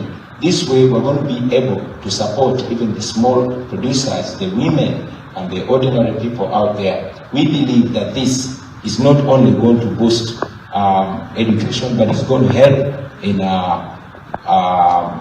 youth unemployment. We also intend to modernize our skills development. Your time is spent, but I'm going to allow you a minute. You have made recognition of manufacturing and tourism. These are high level in terms of strategic for any presidential candidate. Leaders have been describing it as Uganda's economic growth. However, there's one structural problem that still hinders both sectors right now, and that is unreliable power supply and high electricity costs. What's your solution? Well, the high electricity costs can be renegotiated as government. We can go as far as renegotiating with Bujagali to ensure that the power comes down, because that is what is going to help the productivity. There's one thing, if you will allow me also to talk about, that's the exploitation. The current government prides in youth employment, where mainly the industries that are owned by foreigners actually exploit the citizens to an extent that young Ugandans are paid as low as 3,500 shillings a day. Now, I was in Parliament in 2019 and we passed the minimum wage bill. Unfortunately, General Museveni refused to sign it. Now, we are going to reintroduce it in a new Uganda and I will sign it. Thank you for that. Let's move on to candidate Angela Mafabi. I've been going through your manifesto, which is quite fascinating. There's something that you mentioned, cooperative-led agro-industrialization. You're familiar with that. And here you do target tea fertilizers at 30%. Explain to me how this sizzles into working on the youth unemployment problem in the country. Thank you so much. First of all, Uganda is an agricultural country, so it's a growing economy. And the youth we have currently, if I give you an example, most of them are living in schools, or they don't go there, they dropped out of school, but they don't have land. They cannot be able to go on the land. But agriculture employs about 80% of the Ugandans. Now, as a government, which should be serious government, should ensure that Ugandan citizens are employed. We are looking at skilling the youth, and you skill them in what you have. For example, you skill them in agriculture, you skill them in construction, you skill them even in ICT. Now, if you skill them in agriculture, that means you are trying to modernize agriculture. And if you're going to modernize agriculture, then this youth will be employed immediately. I can tell you agriculture can go ahead to grow the biggest number of people. What do you so do there? You produce what we call agro-processing. And if you go for agro-processing, those are industries and related industries. And when you bring agro-processing, the youth who have studied or who have not even unskilled ones, but you can skill them, will go and work in agro-processing. And that's putting jobs. And I can assure you the biggest country now where we can create jobs currently is in agro-processing. In the agriculture. And thank you very much, dear distinguished moderators, honorable colleagues with whom I'm running for the noble responsibility of leading our nation, ladies and gentlemen present here, and those watching us from afar. I am humbled to be here contesting to lead our country, and it's great pleasure and honor to be representing the common people of our country. As a person who comes from the ghetto and rose to represent the nation at the highest level, I cannot take any further pride than that. But also, I am aware that we are in a nation that is at crossroads. We had independence 63 years ago, and 40 of those years have been covered by one man who has reduced our country to a failed state. Absolutely, it is clear to all and sundry that this nation, which is primarily young, has clearly made a decision, only that they have been stifled. I am aware that I will be taking over a nation where 1.5 babies are born every year, taking over a nation where almost half of the budget goes to servicing debts. I'm aware that I'm taking over. What we promise is a new Uganda which is going to reset. Our country has completely been messed and it needs to start afresh. Every institution has been captured and we intend to start again in a new Uganda where people are going to be servants, where citizens of Uganda should take over power to decide the destiny of their lives. As we stand right now, the people of Uganda don't have a vote, they don't have a voice, and they don't have power over their nation. A state has been captured completely, and we hope to liberate not just the citizens, but also those that are leading the country. On the downside, I had really hoped to meet General Museveni here, so I could publicly face him and hear what more lies he has to tell us after 40 years. To hear from him straight the gains he's protecting. Is he protecting the potholes? Is he protecting the rotten hospitals? Is he protecting the broken down schools, the broken down infrastructure? Is he protecting his power and right to torture citizens? I have always wanted to hear that, not privately, but publicly from General Museveni. Anyway, it's all right that he's not here because he's in the past and we are discussing the future of our country. So I'm very glad and I hope to share ideas and to teach and learn from these our colleagues. But of course, I must assert it that the people of Uganda, especially the young generation, the new generation that I largely represent, is committed to changing their country and to taking back the right to determine their destiny. I am ready and committed to lead the charge to change Uganda, so help us the Almighty God. Thank you very much. And I'm glad you mentioned that indeed we've been traveling all over the country. For me, this is more realistic than idealistic. These are not just statistics, these are realities. These are people who've been there, and in every urban town we've reached, we've seen hundreds of young people that show up, that are desperate, they're strong, they're talented, they want to work, but these are young people that have been failed by a system. It should be noted that Uganda is ranked the most entrepreneurial country in Africa. However, the young people have been failed because 70% of the small businesses that are started do not live to complete one full year. They are failed because of high taxes, they are failed because of the cost of money, high interest rates, they are failed because of high electricity rates, they are failed because of high transportation. This comes because of the broken down transport infrastructure. As a national unity platform in the new Uganda, we have a plan of establishing 10 million jobs. And here we're going to do this by leveraging the tourism sector. As you know, Uganda is immensely gifted. We're going to leverage the manufacturing sector, and most importantly, the creative industry. Now, having come from the creative industry, I know the potential of the creative industry. Uganda is equally as talented as Nigeria, or even more talented. But looking at the Nigeria's creative industry, it is almost outcompeting the oil industry. In fact, they call it the new oil because it is largely seen as even more engaging and more incorporating of young people, of the ordinary citizen, than the oil sector.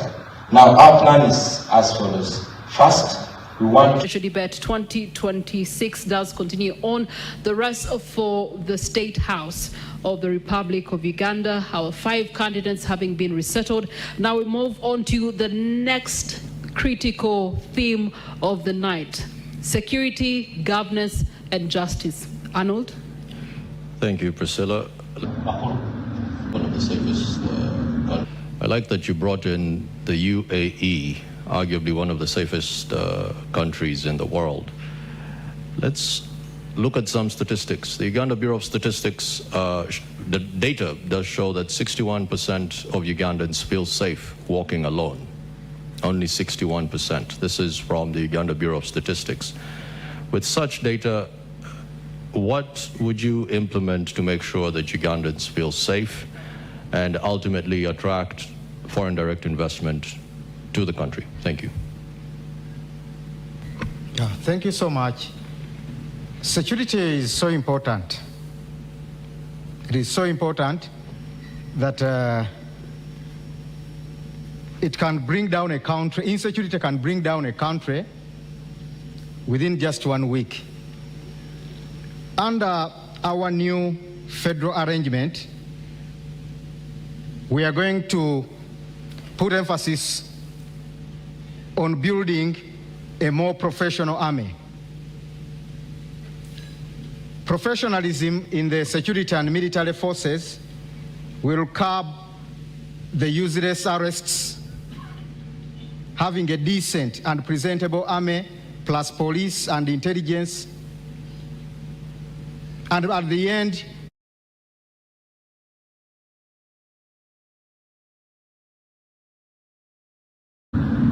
having a police and intelligence services that don't persecute or torture citizens, but rather help in building the country and bringing about sanity and following the Constitution of the Republic of Uganda.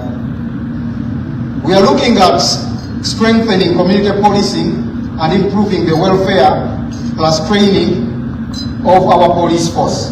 In fact, the RPP is going to change the name of Uganda Police Force to Uganda Police Services. Police, it is supposed to be a service, like in other countries.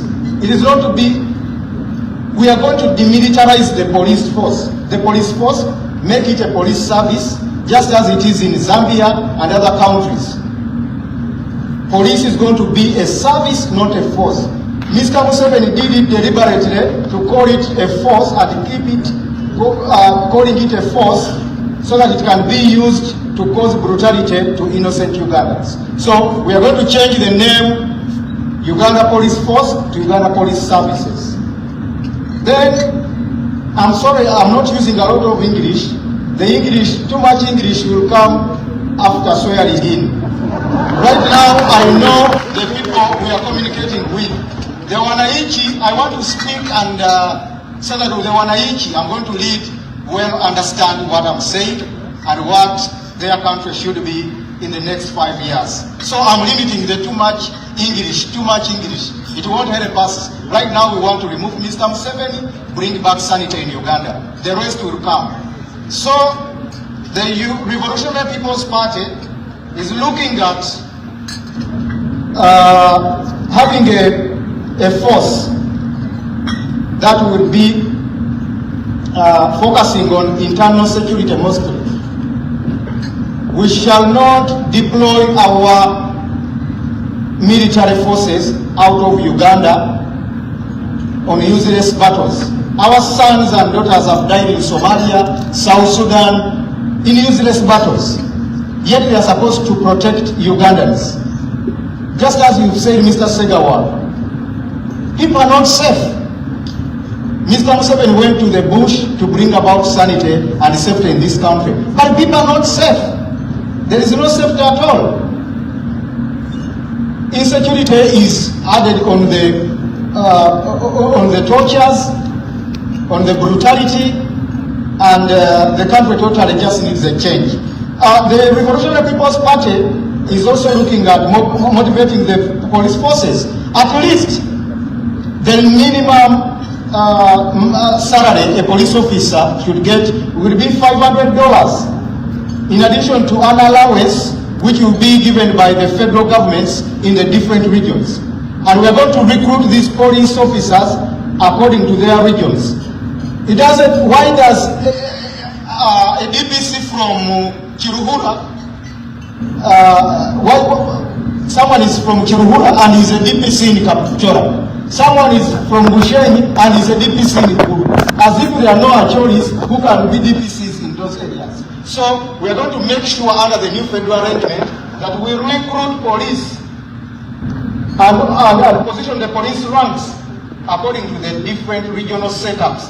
This is not sectarianism, but it is someone who would well work on, will well serve his people diligently when he's coming from that particular area. We shall have a force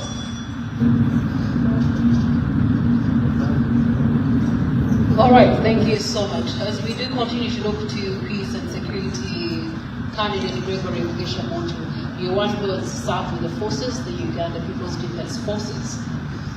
Currently, we see a distortion of order in security in our country. We do have, for example, the Uganda police right now that should be supporting the Electoral Commission in this election cycle. Not new to the eyes and ears of Ugandans. You have seen, and we have seen, deployment of the Uganda police forces, as well as the UPDF. We have also seen incidences where the UPDF has captured some people, taken them to investment, a duty and responsibility that falls primarily under law and order, which should be the mandate of the Uganda police. So we see a breakdown in the system and the dissemination of peace and security in our country. If you were to be elected president, how would you reinstate the rightful order? What's the rightful order anyway to begin with?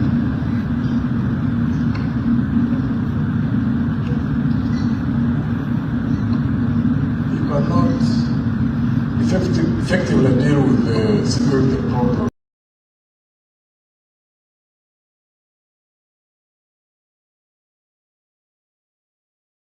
in the country unless you deal with the political question first. Because the army and municipal services are involved in unlawful activities because of the wrong orders they get, which are rooted in politics, because the top just wants to hang on to power. There are many officers and men in all those forces who love the country as much as we love it, who are well educated, who are well trained. So once there is a conducive political environment that is deliberately created, you can professionalize all those forces. That's one aspect of security, or because of insecurity. There's also another aspect because of insecurity in this country. You can't have security unless you eliminate poverty. There are many places where we are going, through the villages. The people are staying with animals in their homes. Because if the animals are outside the homestead or outside the house, they stay with animals inside the house. They stay out because of the desperation of the people. They steal those animals. And when there's that nature of insecurity, even if you have 500,000 police officers on the beat, you are not going to control people who are desperate, who need something to eat. And therefore, the only way you can tackle that form of insecurity is to be invest in the lifting of people from the levels of poverty where they are and ensure that they have got the means to better for themselves and their families. Two, issues of justice. I hear those in the regime normally talk about peace, talk about stability. Peace is not the absence of conflict, it's the presence of justice. So justice and stability and security are more or less interrelated. Now, if you use the army, police services, and intelligence services in a state where there is no justice, yes, you can clamp down on people, but to know that you are creating conditions for an ultimate situation where there will be an explosion. Basically, it means sitting on a time bomb. And we have seen countries which have effectively done that, clamp down on people because of the police and intelligence services maintaining control over the grievances of people. But normally it's an explosion. That's not the direction we should be moving towards. And therefore, under our government, one would want to deal first and foremost to ensure that there is a leadership that follows the law, the constitution and the law. Because that's also a form of security for those who are in power, and also those who may not be in power. But once there is that realization, those who are in power, that you must operate under the law, then it secures you in the sense that you don't even fear to leave power. Because when you leave power, when you have been operating under the law, you know that you are in the clear, you are not going to be harassed by anybody in terms of reprisals. So to us in Alliance for National Transformation, that's key. As they say, a fish was from the head. You must have a head up there that is able to understand the dynamics of governance, the dynamics of security, the dynamics of creating an environment in which the best Ugandans who are in those forces, like in the army, there are many Ugandans out there who really would do the best that they can, but because of wrong political orders, they are exposed to doing wrong. It's unfortunate, it is sad, but I would like to believe that we're almost seeing the tail end of that kind of situation in our country. Okay, they always say the fish rots from the head. Yeah. Let's borrow an example from our neighbors in Kenya. In 2010, they decided to change their constitution. One of the things that they were trying to remedy was the reduced presidential powers and also introducing stronger checks and balances towards governance and democracy. If we were to elect you as president on the 15th of January, how would you treat the current standing constitution as it is and the powers that it gives you as president on the day that you are inaugurated? One of the things that we want to ensure that is processed and established in the constitution, the question of term limits. However, constitutions alone are not the issue, because we have had many countries where they have been the best constitutions, but they are always overridden. Why? Because of the culture.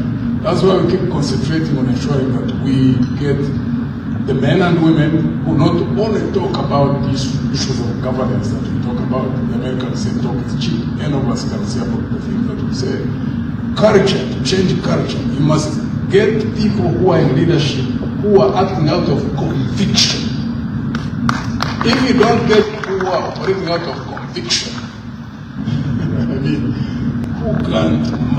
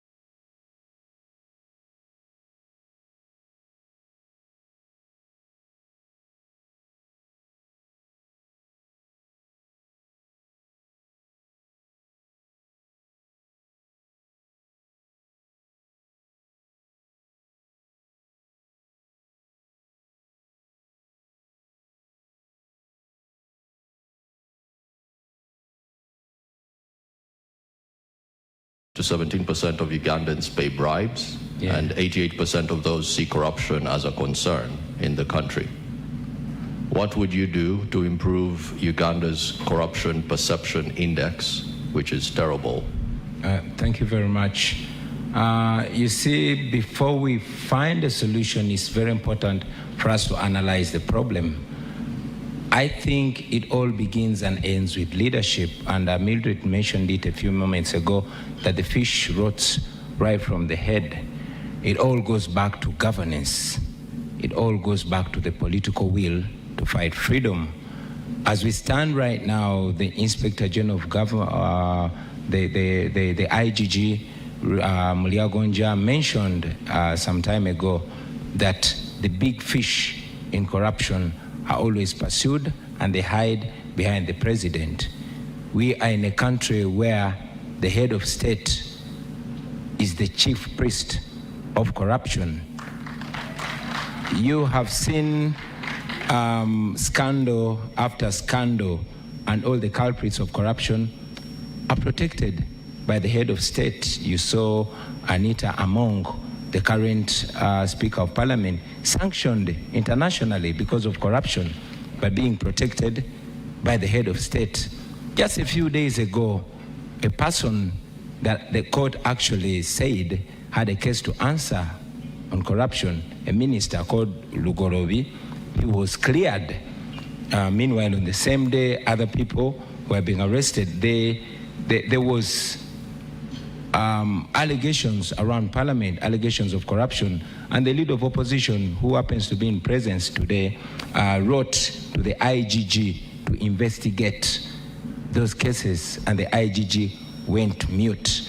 You have seen scandal after scandal in Parliament, 40 million bribe, 50 million bribe, 100 million bribe, all in exchange for the passing of classified money to be used by General Museveni, etc., etc. We have demonstrated our stand on corruption with the little power that we have, and we indeed continue to commit to Ugandans that as president, I will lead by example. When the president fights corruption, when the president observes zero tolerance to corruption, it goes down to the ministers, goes down to the permanent secretaries, and all the way down to all government officials. Our commitment will be zero tolerance to corruption. We've demonstrated that, and we will ensure that anybody that puts their hand in public money, the hand will not come out there, but the neck will go there as well. Thank you. All right, thank you so much, Robert Chagulanyi. Nandala Mafabi, if you were to become president, how will you change what Mugisha Moto referred to as the culture? So there's the command culture that we're seeing right now. There's the oversight of security forces, and in the most recent days, as has been pretty much the last 3 electoral cycles, we have seen infringement on rights and freedoms and a fair playground for all the 8 candidates in the race. Right now, you were 8. You've been able to see what has happened to Mwami neighbor, Robert Chagulanyi Sentamu there, as he was traversing areas of Mukono, Kayunga, the tear gas, and some people, as we speak, are not here with us today simply because of that. If there were some people in your government that were not happy with how you were doing things, how would you deal with them? First, to begin with, security is a cost. Currently, the budget of the current government, security is 9.7 trillion. 9.7 trillion. Instead of creating jobs or investing money in what? Security. And purposely to protect an individual. If you went now on the street, the insecurity you'll get there is not of a gun. You'll get an insecurity of somebody wanting to find something to eat. And that's why we're saying, first and foremost, to deal with the insecurity, you look at 3 things: the poverty, the inequality, and injustice. If people have what to eat, they will not be on the street. There will be less cost in security to police them. If there are inequalities, people will want to have equality. And as a government, you should ensure there is quality. Even our constitution is very clear. A country must be developed equally, where those who are less developed are given a special consideration. And this also brings a problem. Injustice. You treat others differently, others don't obey the law, is very dangerous. So what will happen? A good government should follow the rule of the law. And the rule of the law means everybody is equal before the what? The law. Currently, let me go ahead a bit, then I come back to the security. Currently, we are getting political judgments, not getting judgments following real justice. And the first place where people should be dealt with is judiciary. Now, in Uganda, the head of state is the same as the head of government. And you know, government is the one which consists of the executive, the legislature, and the judiciary. Now, he's the head of state, he's the head of government, he interferes in all this. And the first thing to deal with is to reduce the powers of a president. So that's the first thing to deal with. And another thing which for us we're looking at is to restore even term limits and the age limit. Now, what will happen now? If you are not agreeing with somebody, you have no pass as head of state to be able to determine the case. There should be processes to determine. And the judiciary should be the one which works. The parliament should be the one which also works. And of course, the executive controls the police should be the one which works. I believe if police was a real police force, which is supposed to protect the citizens of Uganda, to maintain law and order, it wouldn't be the one to fight the citizens. And that's what we're saying. The police should be a professional police. That applies to the army. The army should be the army which is a professional army, not an army which comes to terrorize citizens. Okay, allow me to interrupt. On that note, if you were to take over power, there's already a backlog in our prisons right now. 89% of citizens are aware of their right to seek justice, but only 17% are able to claim this justice and claim it in time, with only 15% knowing about the free legal aid in their sub-county levels. What are the top 3 justice sector reforms you would actually prioritize in order to deal with the backlog, especially for political prisoners, and disposal of targets, ensuring that this fairness and justice is delivered in real time? Yeah, that's what we're talking about, judiciary. You know, the judiciary does not function. If it is functioning, there are cases in those courts which are more than 20 years old, not decided. Now, those are both commercial cases and political cases. Now, political cases are basically for purpose of making a sitting government to infringe on the rights of individuals. So that's why the human rights organization, the Human Rights Commission, should be one of those enforcing this. The most important is to give capacity to Human Rights Commission, give it capacity, give it resources, and be able to investigate human rights abuses. Number 2, political prisoners, if you are in contestation of politics, it should also be decided in politics. There's no need to take your colleague in prison.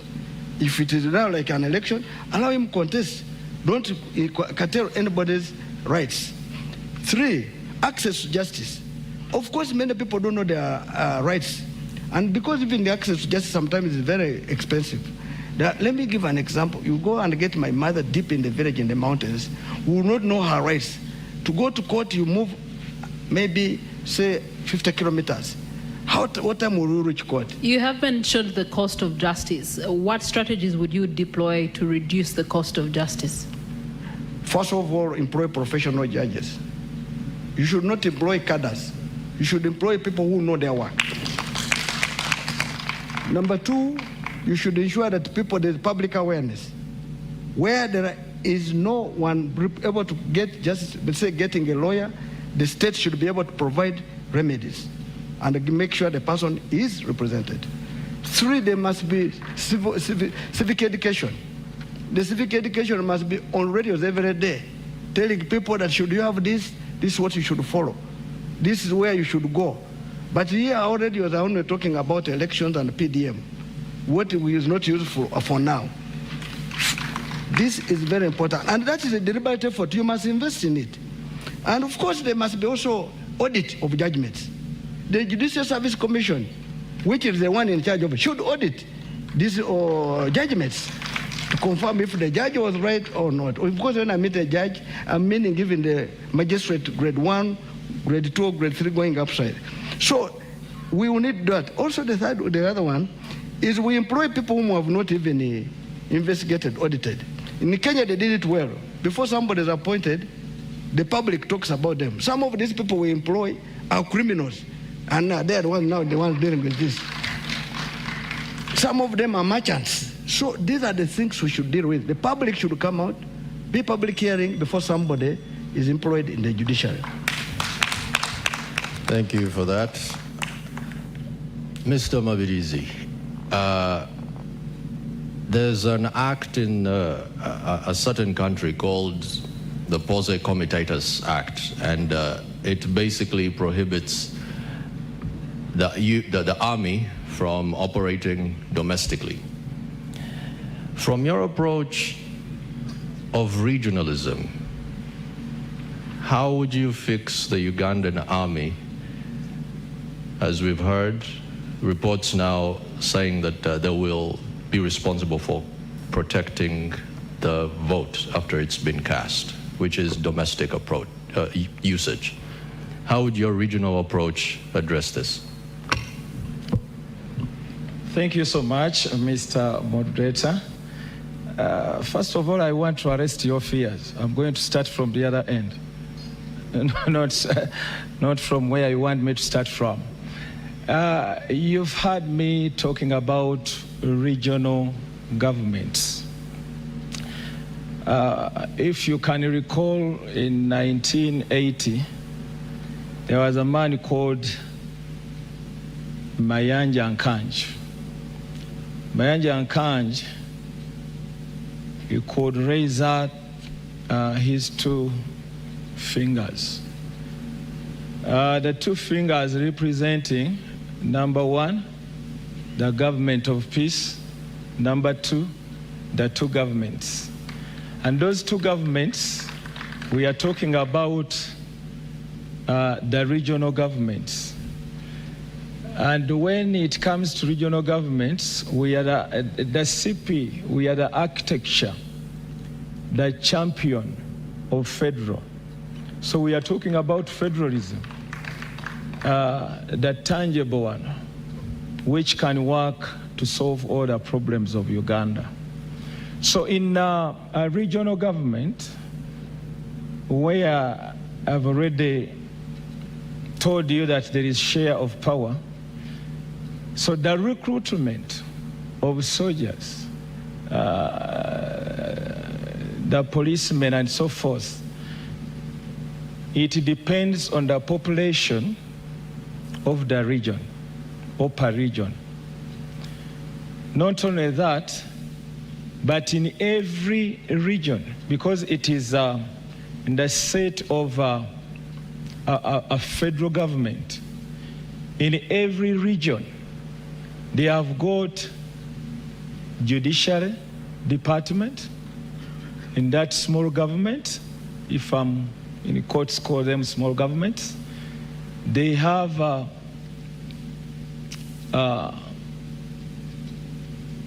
department which concerns with security. They have people who are responsible. They have ministers who can carry out different work in different departments.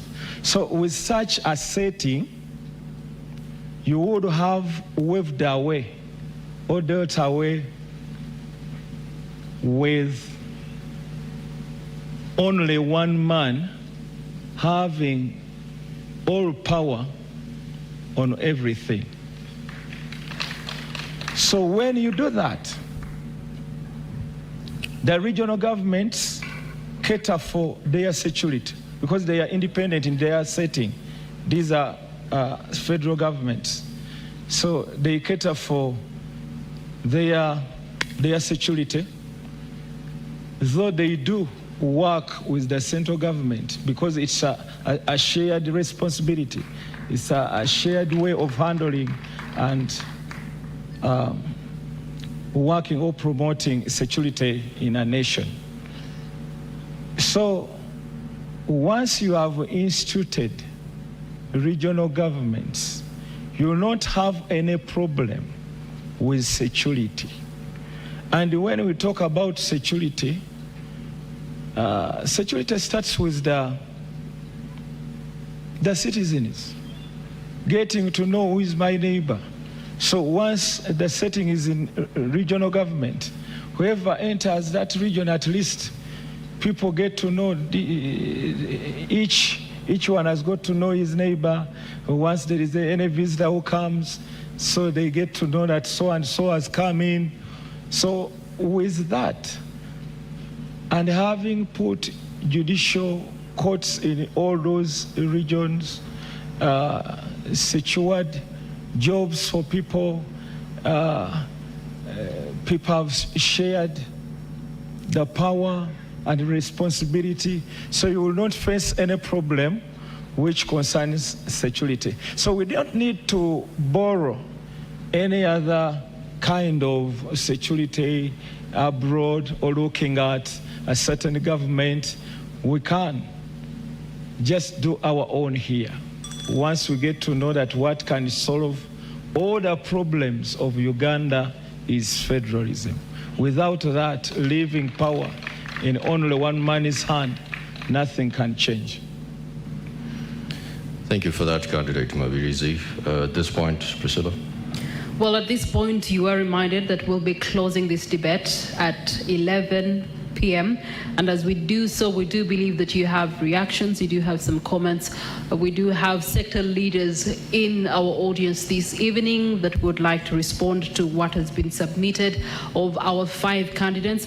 Equally, our online audience has some burning questions, and so we'll be interacting with you in a short while. Let's start on our final bend, finance and economic development. And I'm going to start with the man who has told us that on the race to 2026, he intends to put money in what? In our pockets. Hey. Okay, fixing the economy is just one element, but one who's a financial advisory. What does Uganda need to fix the economy, with or without you as president? Nandala Mafabi. I think you are aware. Let me start from 1986.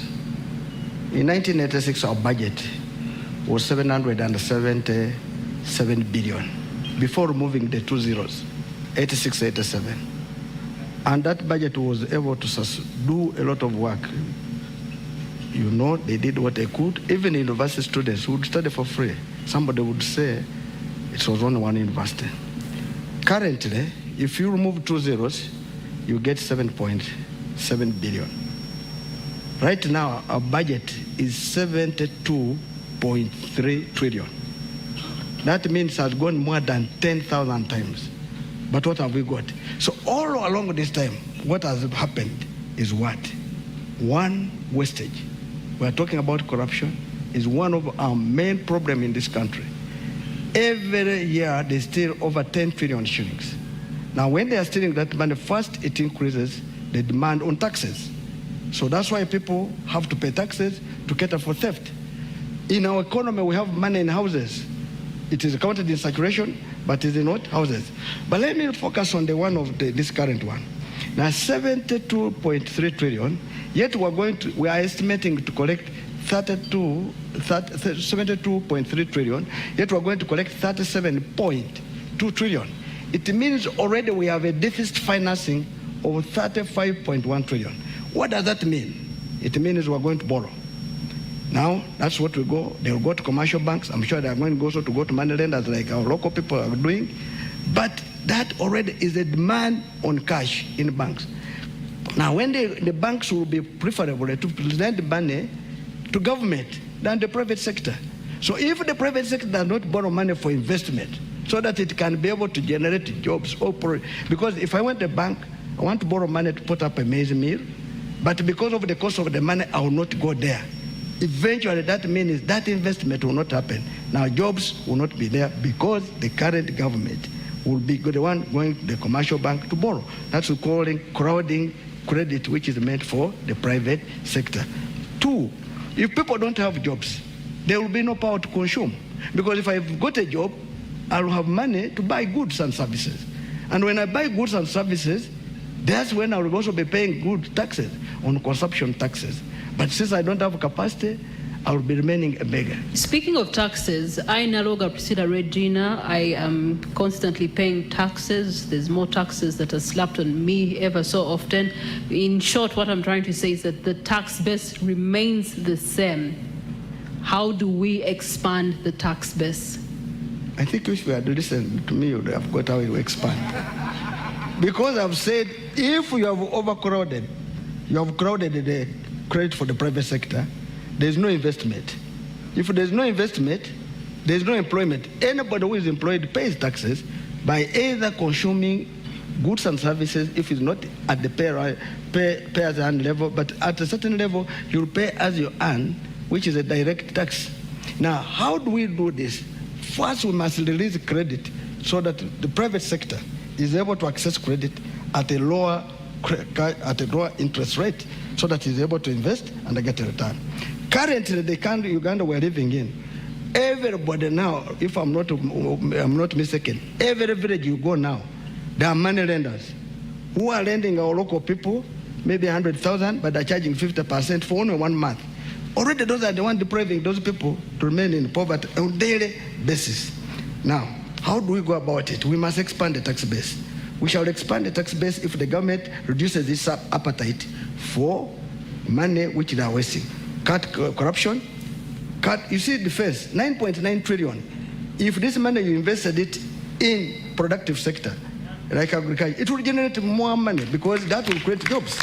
And that's what we're saying, it must be invested in better places. Insecurity will go down quickly because the biggest insecurity is because of lack of jobs. 3, currently, 14 people are the one maintaining 86 people. Now that's very dangerous. A country which is full of beggars is very dangerous. And that's where we are saying we must cut it down and make sure that people can get it. And that's why in agriculture, we're talking about cooperatives. Everybody what we grow, government will Okay, thank you so much. You can find more details in the manifesto for the Forum for Democratic Change candidates. We're going to allow you to take a breather as we are getting reactions from the audience. We do have various sector leaders that are in our audience tonight. Amos Wekesa has joined us this evening, and he's been an ambassador of Uganda's tourism, so much so that he ended up setting up shop in a neighboring country simply because of the things that you, candidate Nandela Mafabi, are talking about. Amos Wekesa.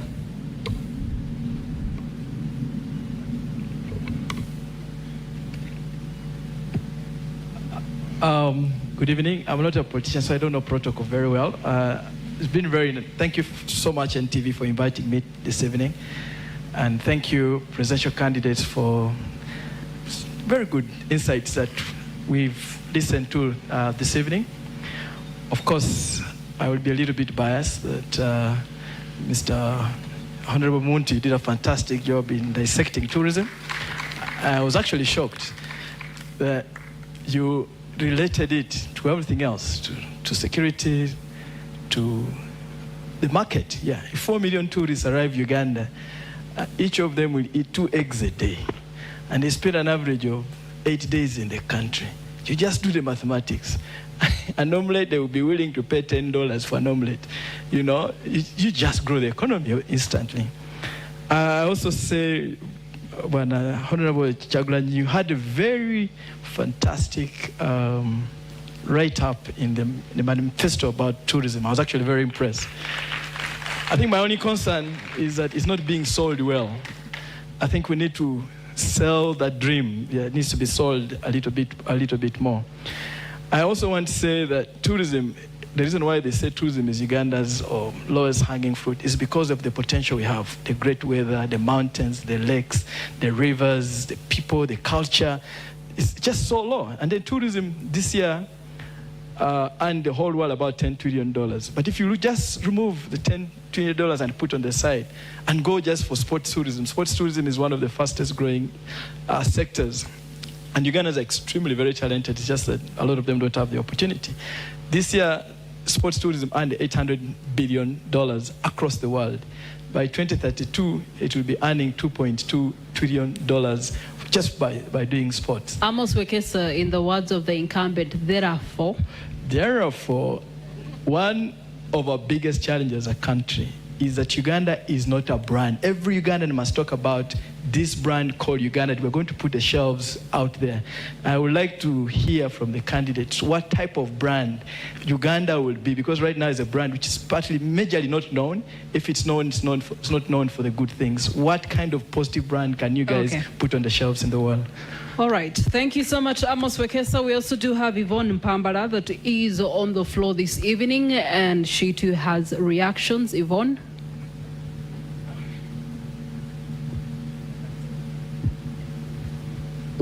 Our online audience, please keep those questions coming. We're going to be turning to them a little bit later on Facebook, on X, as well as TikTok. We're also streaming live on our websites, NTV Uganda, as well as Daily Monitor. Yvonne? Thank you so much for the opportunity. I'm glad that NTV has put a very spirited fight for us to be able to be at this debate. It's very unfortunate that we have three candidates that have shied away or cowered away. That's what I would call it, because it's very key for majority of our presidential candidates to come here and put a spirited fight in terms of what they feel is the vision for Uganda. So I appreciate the candidates that have made that deliberate choice to be here, and Uganda does not take it for granted. So we see you. Thank you. It's becoming very, I would call it problematic from the kind of generations we come from, that, you know, the voter apathy in Uganda has gone high because Ugandans no longer believe in the systems, not even elections. They don't believe in elections anymore. I feel that is one of the biggest problems, because we are going to sit on these platforms and talk and give the visions. Alternatively, majority of you have very good visions for this country, but we don't want to lie that Ugandans might not be listening because they've given up. What is the vision to make Ugandans believe again? Past just the normal words we put out, past the manifestos. Sometimes we are too lazy to read these things. I don't want to lie to you. So we don't see the vision from those booklets. We don't see, what do we do to bring the hope back to Ugandans, that Uganda can transform and become a better country where all systems work, where we believe in the kind of leaders we're putting in place, where we are sure that we are all included. I'm seeing so many men seated in front of us. What makes you think that the voices of women are included in the discussions you're having? These are tough questions, because we feel as good leaders, if you're going to cover for majority of the population, what is your fight? Is this largely about competition just for presidential, or you have an actual voice for saying we want all Ugandans included? All right, thank you so much, Yvonne. I believe the candidates, you've gotten her point. Priva, I do believe you also do have a reaction for us in the house. To our audience on KFM and Dembe FM will also be coming to you. Equally, those of you that are streaming live on YouTube will be with you shortly. Priva. Miss Kasire Evelyn Kent, talk to us. What do you have to ask? Thank you so much. My Evelyn Kent Kasire, candidate to Woman MP Kampala, under need flag bearer. My question goes to Nandala Mafavi. In considering the high living costs in Kampala, what plan would you have, it being a city, to help Kampala people have a better life?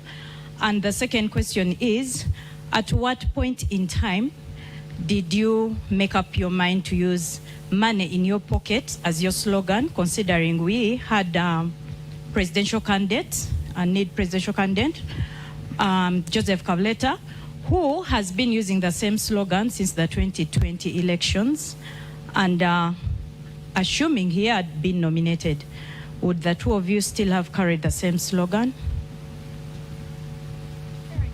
Thank you.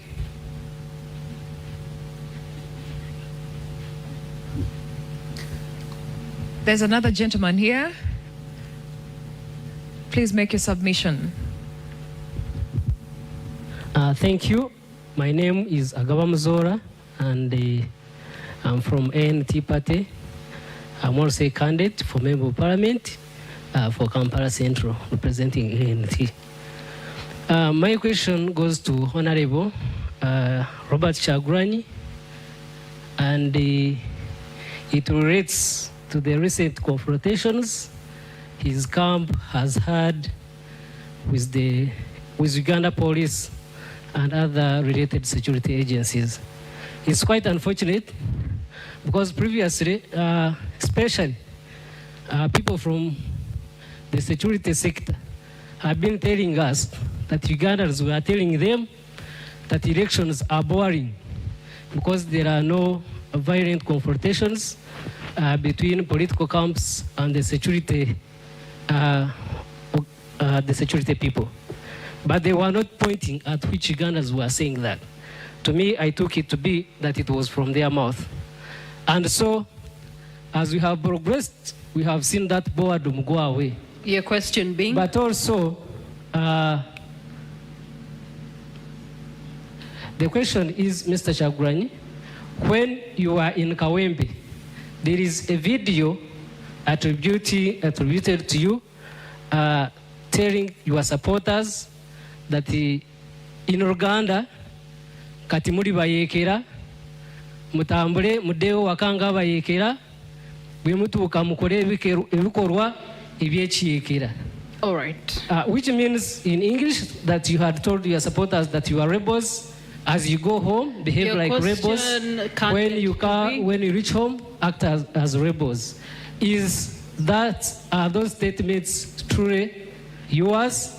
And if true, what actually did you mean? Because we got different interpretations. All right, thank you so much. Of those statements. You know, politicians speak a lot. So, gentlemen, this is my floor. I will have you continue that debate somewhere else. But your point has been duly received by the candidate that you're referring to. All right, Anwar Katamba, talk to me. Oluzungu ennaku zino lwafuna ebigambo bingi. Njagala y'abooluganda balina ebigambo ebitonotono kubanga obudde butambudde. Waliwo enampisa erinnya njagala nnyo ebyokumpaana waana. Let him first pick a candidate there, then we'll pick somebody else from byonna bikole naye the man John Ken Ruchamuzi neyanza nnyo NTV kino kyemukoze kiringa nga CNN kyeyakola mu America. Nze Kivumbi Ernest Benjamin njagala okubuuza ekibuuzo bakandidenti baffe just buli omu ayogere yes or no. Eggwanga lyaffe teribaddeewo na transition yonna eri peaceful emyaka gyonna. Singa omu ku mmwe akwata obuyinza mugenda kusonyiwa President Museveni ne famire ye ku lw'obulungi bw'eggwanga oba mugenda kumusiba? Kale toyanza nnyo toyanze kanfuneyo ekiri mu mbeera ey'abannamawulire. All right, let's keep the questions short and sweet and straight to the point. Let's hear from you. Amanya nze muwadanku nyingi. Ndi mbaka wa parliament ow'Ekyaddondo. Njagala okubuuza candidate Mugisha Muntu, Mabirizi, candidate Nandala, none yagambye okwogera mu Luganda. Candidate Bulira Frank.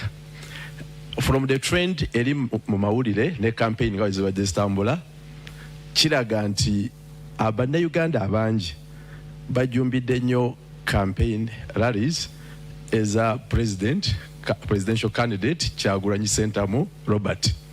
Submission zammwe namwe muwulikisenga abataagala Mwai Museveni. Kikyalimbudde okwegatta emabega wa candidate Kyagulanyi Center mu Robert. Musobola okwekomitinga kati mukirowoozaako nteekateeka zammwe ki bwe tuba nga twagala okweddiza obuyinza nga bannayuganda. Ndowooza njagala okuwulira tteeka yammwe ku kwegatta emabega wa candidate Kyagulanyi Center mu Robert alabise nga yasinze obuwagizi mu public ne mu Honorable Muwadda. Annual Katamba lindako. Annual Katamba noonyeza omwami John Ken Lukyamzi. Then Privan noonyeza omwami gwe bayita Johnson Mayamba. Those will be the two questions we'll take on the floor. Then we will allow our candidates to respond to each one of them. Thereafter, we'll go to our online audience and also give them a chance to interact with their candidate.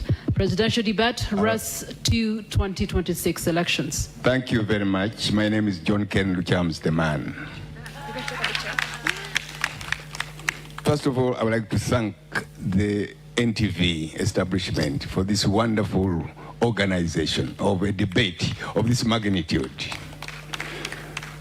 I'm making a comment from an intellectual viewpoint with reference to two presidential candidates, namely Owekitiibwa Mabirizi and Owekitiibwa Bulira. You have made a significant point with reference to your comments on federalism. One of the reasons why Uganda should go in for federal system of government is related to the gross mismanagement of Uganda today. Government is in shambles. If we don't pray very hard, even a military takeover could come in. So when the regions share powers. Honorable Echibuzo Chechiriwa. Yeah, no, I'm making a comment. No, oh, you're making a comment? Yes. Okay. When the regions share security powers with the center, and well knowing that Article 1 of the Constitution says power belongs to the people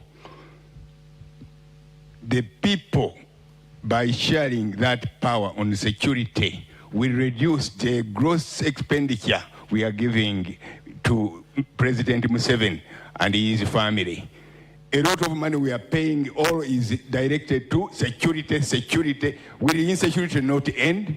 Shall we keep on being... Thank you so much, Honorable. That's a question, So, that is a comment for all of us to ponder. The regions need that power because under the federal system of government, power checks power. Power from the region checks the State House, for example. But the district has no capacity to check State House on corruption. I hope you understand. Thank you, Honorable. Thank you so much. Let's listen from Johnson. Thank you so much. My name is Johnson Mayamba. I am a journalist.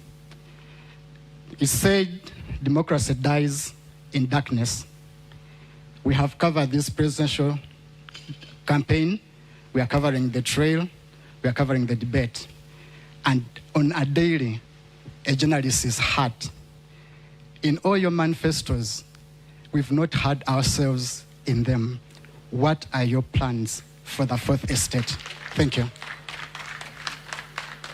All right. Many questions, 5 of you. I will start with Gregory Mugisha-Muntu. Responses to the House. To all the questions? Yes, please, to the ones that were directed to you and you feel you owe them an answer. Okay. Thank you. I think one which was specific was from Honorable Nkunyenji Muwadda, because he was asking whether we are ready to go behind Honorable Robert Kyagulanyi. Well, we are always open to discussions as Alliance for National Transformation, but we've also had experiences in the politics of this country. It depends on the basis on which one would make the conclusions that the country has made a decision. Because I've been in a party called Forum for Democratic Change, and I know that in 2011, 2016, we generated crowds that I have not yet seen in this country. Unfortunately, we didn't take power, So I always know, and I've always spoken out, it's not something that I hide, that winning is one thing, taking power is another. You have to have two different strategies for both. So if we are to sit and agree on the strategies for both, rearrangements could be made. I have no problem with that. Thank you.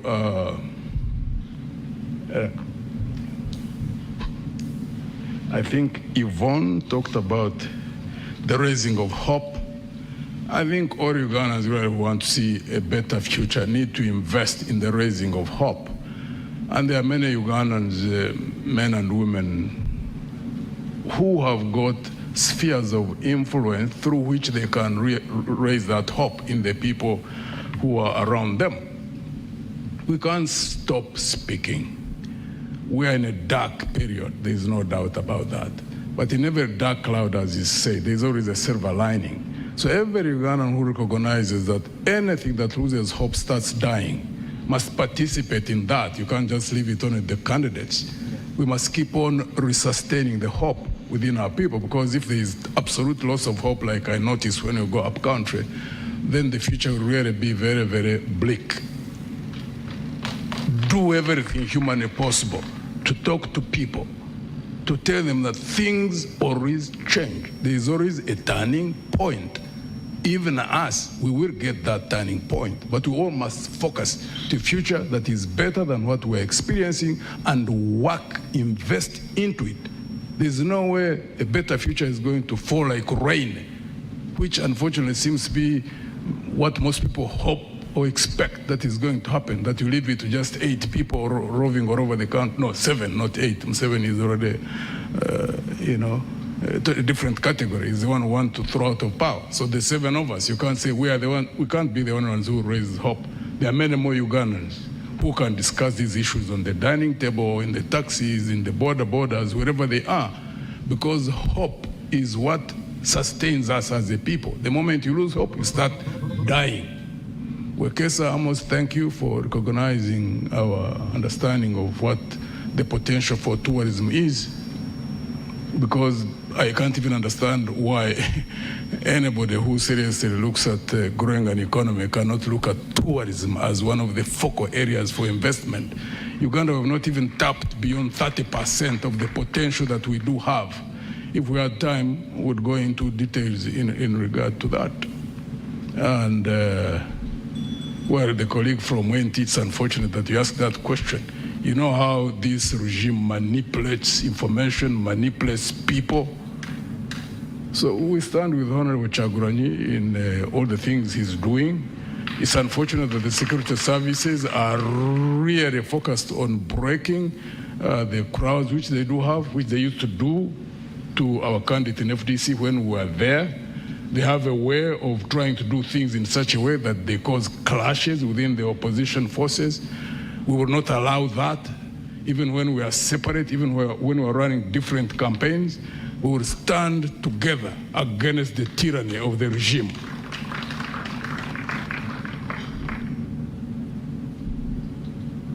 All right, thank you so much.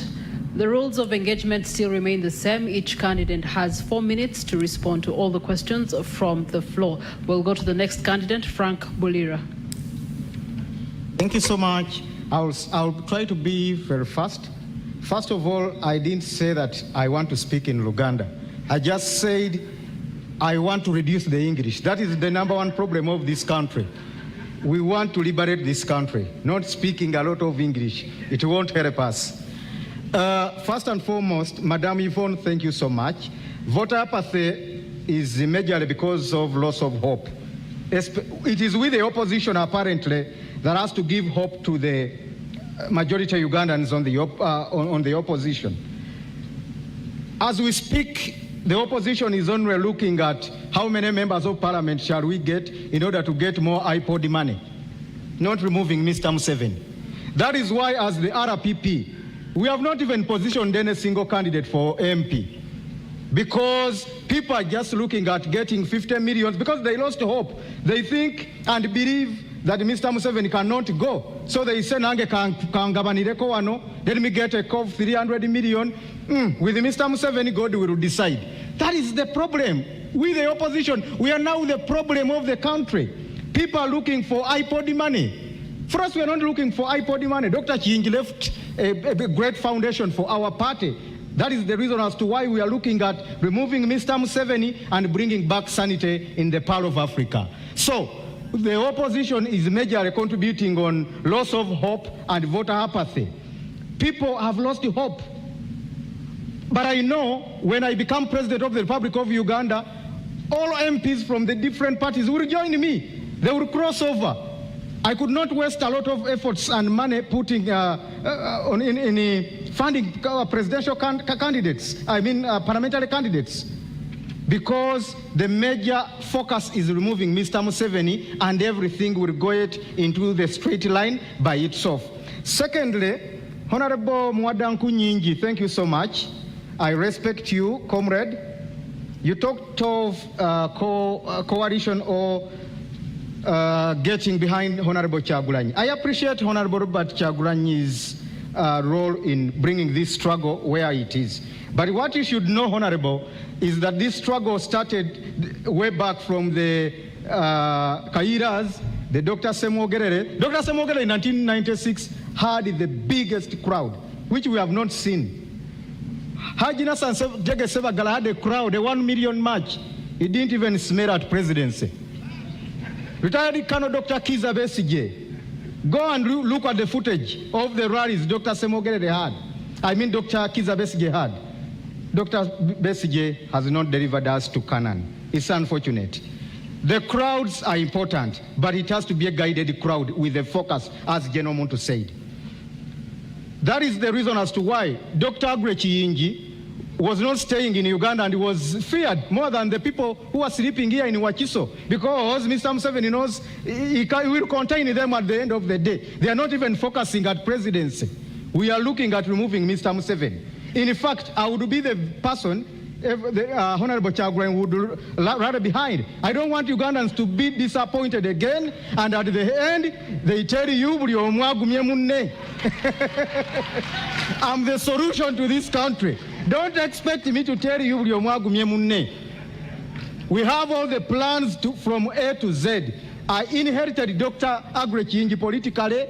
I have all the contacts and the networks. That is the reason as to why my campaign has started late. Many people have been asking why I have not been campaigning. It's not deliberate. My accounts were frozen. All our funders were intimidated. Mr. Museveni called Sheikh Maktoum, the king of Dubai, and told him, unless you are opening up UAE and Uganda, don't support this guy of Dr. Chiyingi, because he knows Dr. Chiyingi has investments in UAE. President Hakainde Hichilema of Zambia was intimidated. My container of T-shirts from China was confiscated. Candidate Frank Bulira, the good news they is should that all you come behind me. I'm the only person to redeem this country. Thank you very much. And the good news is that you're seated next to the man himself, Robert Kyagulanyi Ssentamu. What saith you to the responses that have been presented on the floor this evening? My response would be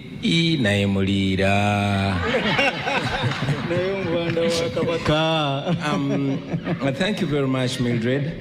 I feel at loss because as a present victim of security, I did not get opportunity to be asked for a comment about security, and as a way of blocking and bridging, you would allow me just wrap very quickly my comment on security. And it all goes back to state capture, because that is the problem. Every institution of state is captured, including the military. And unfortunately, it's the military that is being used to capture the rest of Ugandans. The question of the military was settled way back in 1995 when the current constitution was promulgated. And Article 208 of the current constitution is to the effect that the UPDF shall be non-partisan, the UPDF shall be national in character, and the UPDF shall be subordinate to civilian authority. Unfortunately, that law is nothing more than the paper on which it's written. Now, the UPDF is reduced to a tool of oppression. It has been said before that there are no bad soldiers, there are only bad commanders. and the statement is true with the UPDF, because now you will notice that the problem begins with the appointments. The appointments are done according to relationship, and sadly, according to DNA.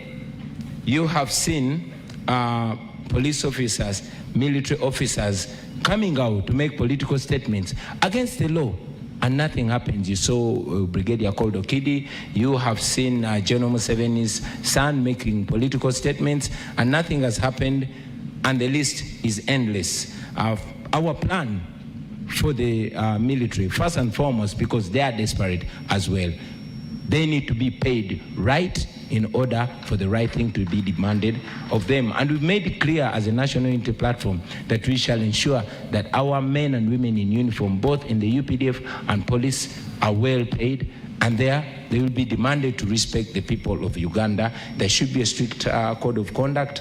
Recruitment and promotion shall be done on merit. And also, it's very, very important for me, on behalf of the National Unity Platform, to commit that while I'm president, I will never, ever use the military or the police to play politics. Now, having made that comment, allow me very quickly to respond to the questions I heard from Mwakesa, and I appreciate your efforts and your contribution to the tourism industry. But we must understand that it all begins and ends with governance. Just go to Google and type in Uganda. Imagine you're outside Uganda and type in Uganda. You'll see what it brings to you. Will that be reason for you to tour Uganda?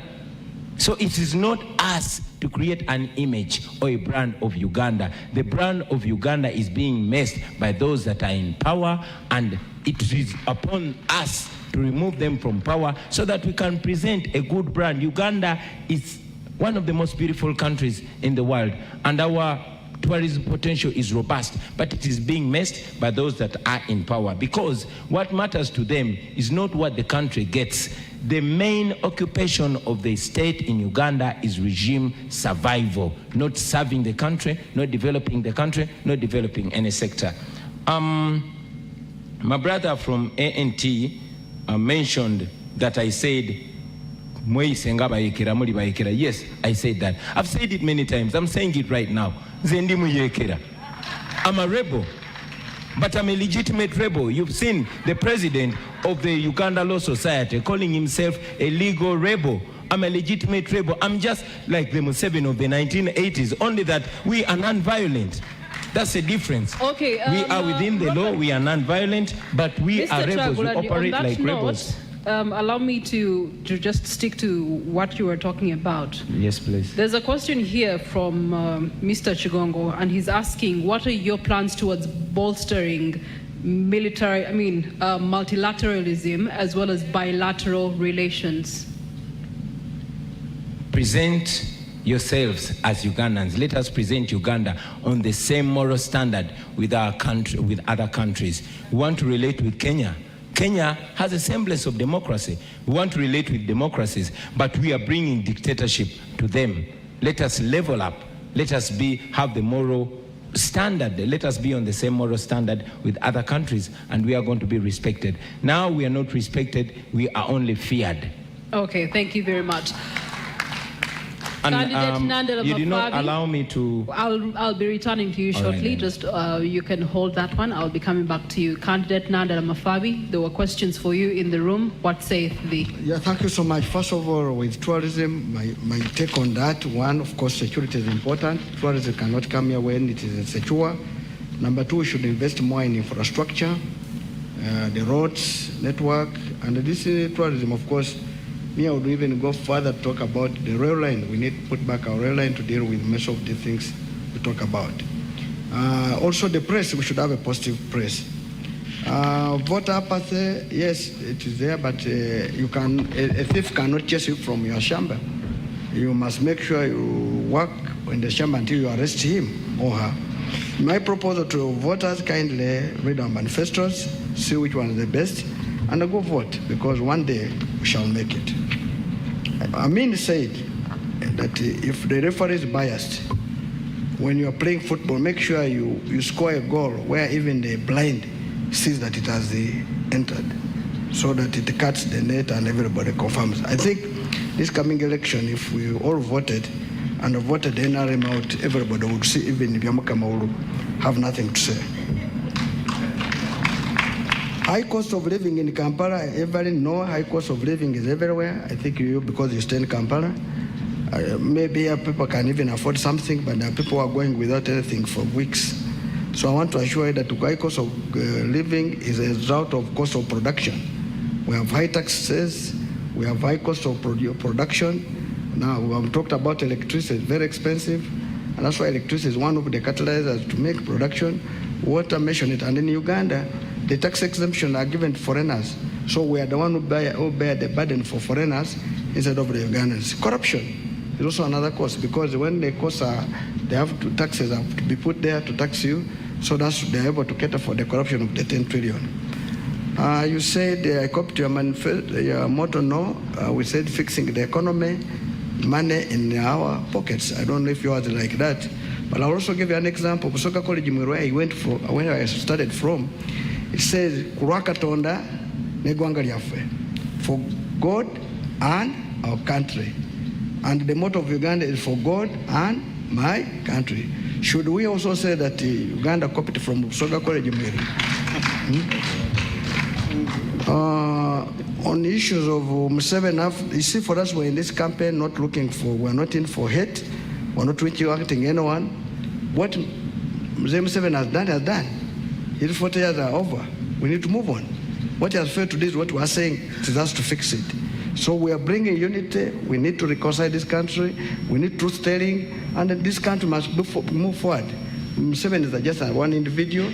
The country is bigger than Museveni. So for me, I believe we need to have our country united, and should we forgive him, it will be truth-telling.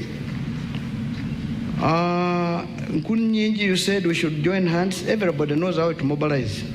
For you, you may be mobilizing using music. We don't have music. You may be mobilizing by carrying like Museveni. We don't carry. For us to go to villages. So there's no measuring tool that you are the best. I think we have to wait until the D-Day. That will be the determining factor. All right, thank you so much. Just a small one. The press, we are sorry the press being hurt. We feel bad about it. And of course, even this is where I want to make a comment, that I think the state should come out clearly. We need EC to come clear about this, because there should be fair play. We don't want any candidate to be, his or her supporters be hurt. We need each electoral commission should take charge of the election. But I also had the electoral commission chairman saying after voting, everybody should leave the polling station. I thought this gentleman was a judge. When I look at the rules, the Presidential and Parliamentary Elections Act, it's clear says that after voting, a person should stay 20 meters from the what? The polling station. Is that the same way by saying people should go home? That shows there's lack of people of understanding in this country, and these are the people who are going to be the referees. We want to pray to God that they learn the law and understand it.